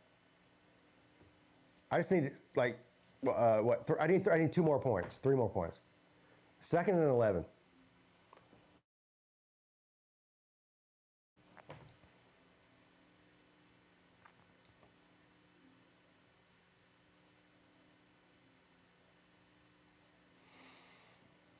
Thrown and caught by Tony at the 10.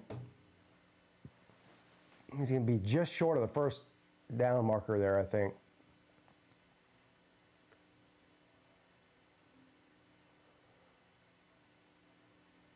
Watch, they still won't run the ball.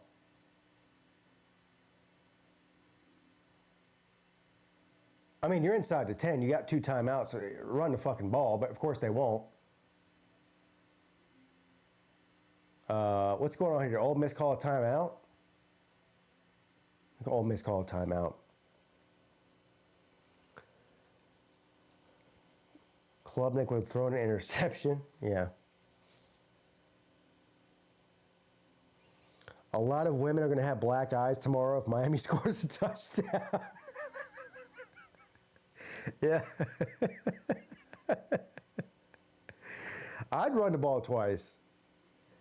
I mean, like, what's the worst that could happen? Like, you might even get a touchdown out of one of those runs.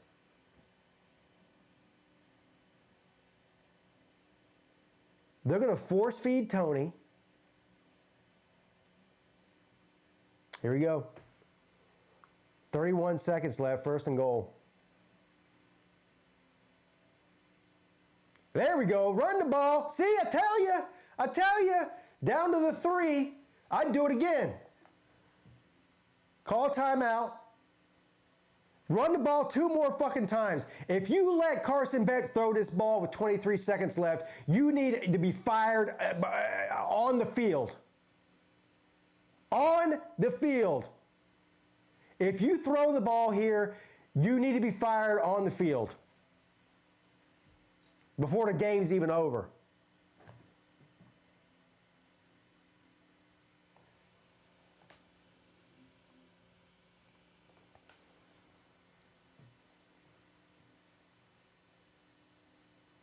If I were the, I don't know who the, Dan Radakovich, I think is the athletic director at Miami. I would call right now. I'd call into the headphones of Mario Cristobal and tell him there's 24 seconds left. If you pass the ball here, I'm firing you before the game's over.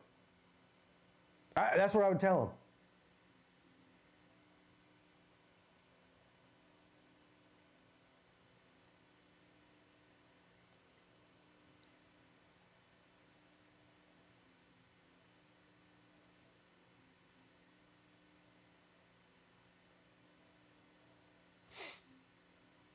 Here we go. 2nd and goal from the 3.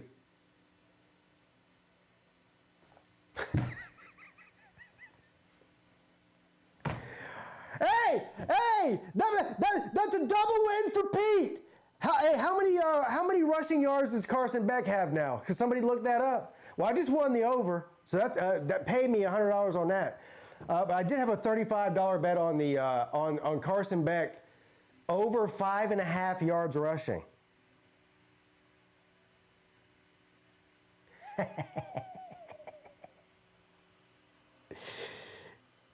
-6, god damn it. Well, at least I won my big bet. I won the $100 bet and I lost the $35 bet, so I guess I won $65. Which I'll take.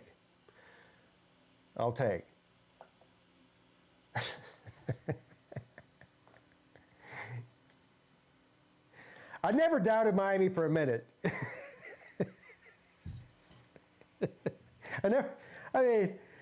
Did y'all? I never doubted Miami. I mean, I knew they were going to win this. I mean, it's clear to see. I can't believe that after all that, the game-winning touchdown is a Carson Beck rushing touchdown. Like, that's the craziest ending to this game.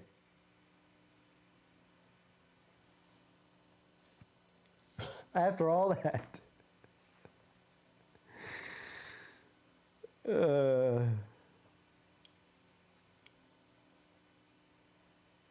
I picked Miami to win the game. I said before the game I think it's going to be Miami and Indiana. I'm still sticking by that. And I think Indiana's going to win the whole thing. I think they're better than Miami. So we'll see.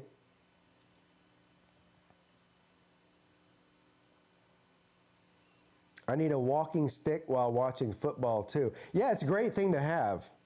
The only thing is, if you're watching your own team, It's probably not a good idea to have a stick in your hand because it's very easy to swing it around and break things that you don't want to break. So I wouldn't do that probably, but watching two teams that I don't care about, it's completely fine. The Great White Somalian. Yeah.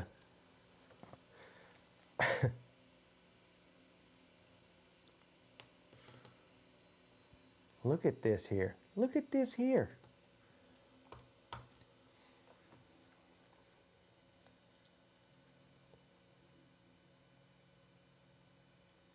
31. First down and 10, 16 seconds left. Down to the 50. 13 seconds left. Now they need a touchdown. A field goal is no good here. They need a touchdown. 11 seconds left officially.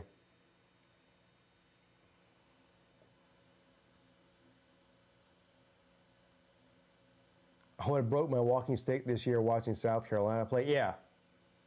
I'm surprised I haven't broke this one, actually. I love this stick, though. I whittled this with my own two hands. And so I don't want to break it. Second down. Oh, my God. 5 seconds left. All right. So it's not over.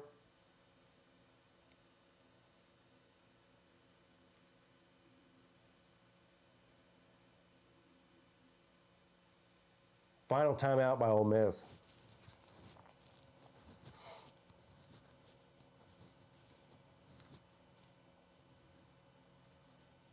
Yeah, they'll do prevent defense and Chambliss. You know what? I would be more worried about Chambliss running the ball in even from 40 yards away. If everybody backs off and they let Chambliss run, he might have a chance at running the ball in the end zone. Look, Miami fan crying. Look at the Miami fans crying. Look at him. He's crying. Bro, man, get a hold of yourself, dude. I mean, I get it, but holy shit, bro, get a hold of yourself. You're a grown man crying on TV, man. Stop. Just stop. Just stop.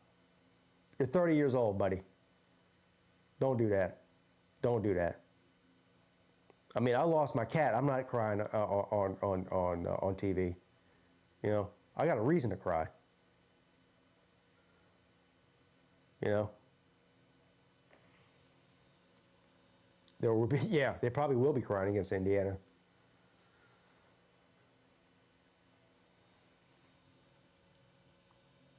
One more shot for the refs to decide the game.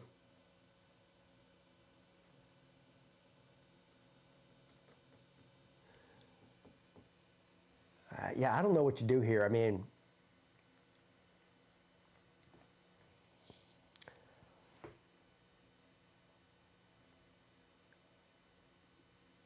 I wouldn't, I really would bring the house. I would blitz him. I'd blitz Chambliss and make him uncomfortable. I wouldn't let him just sit back there in the pocket and try to either run or do a pass. I wouldn't do that. You got to make him uncomfortable. But they're not going to do that, though. But that's what they should do.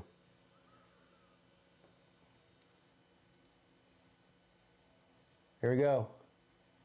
6 seconds left.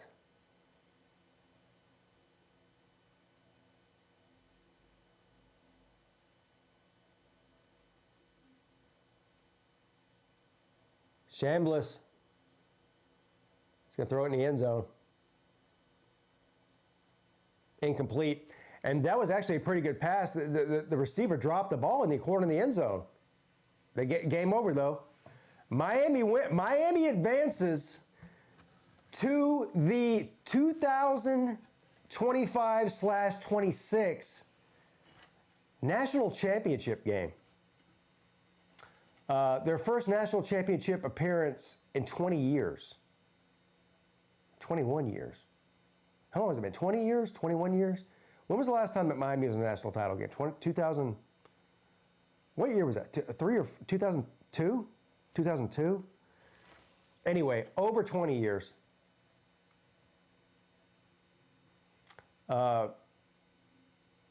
Congrats to the Canes.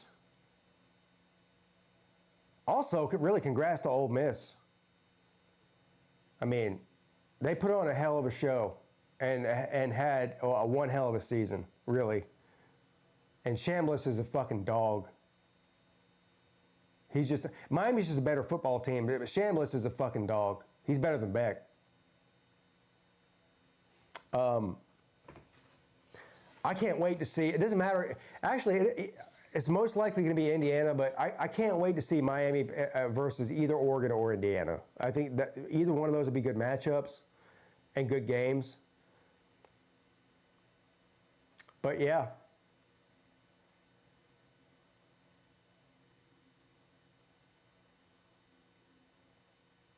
Mario Cristobal looks like he's about to have a heart attack.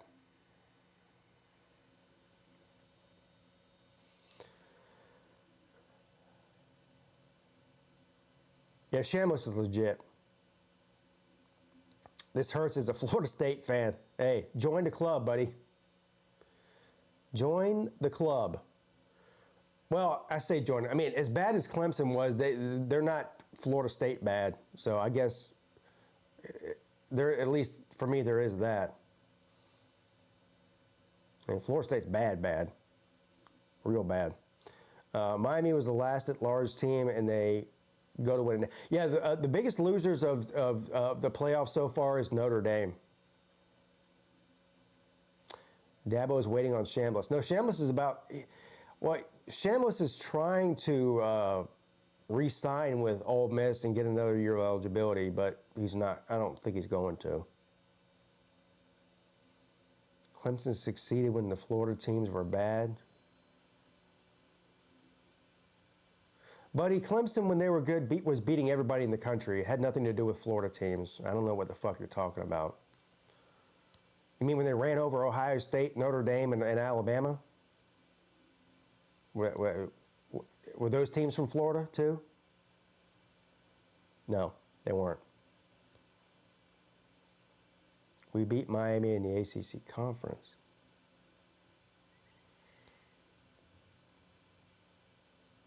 Time to find Mom.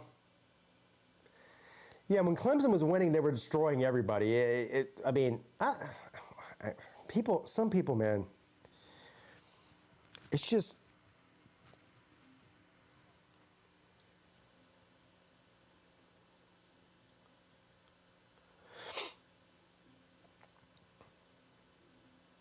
Fuck Miami, I'm rooting for whoever plays them. Well, you'll probably be rooting for Indiana then, and you're probably going to get your wish. I think Indiana is head and shoulders the best team in the country. Slim going to party tonight. Well, he can't because his wife's out of town with my wife in Savannah, and he's got to wake up tomorrow morning and get his kids to school and everything, so he can't party tonight. Same reason I can't party tonight. Matter of fact, it's 11:34. I'm about to go to bed. Because I have to get up in the morning and get my kids off to school.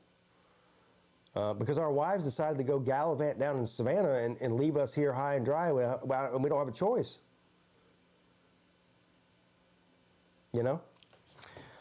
Anyway, yeah, I appreciate all of you for tuning in. It was fun. I will be live tomorrow night too for the other playoff game.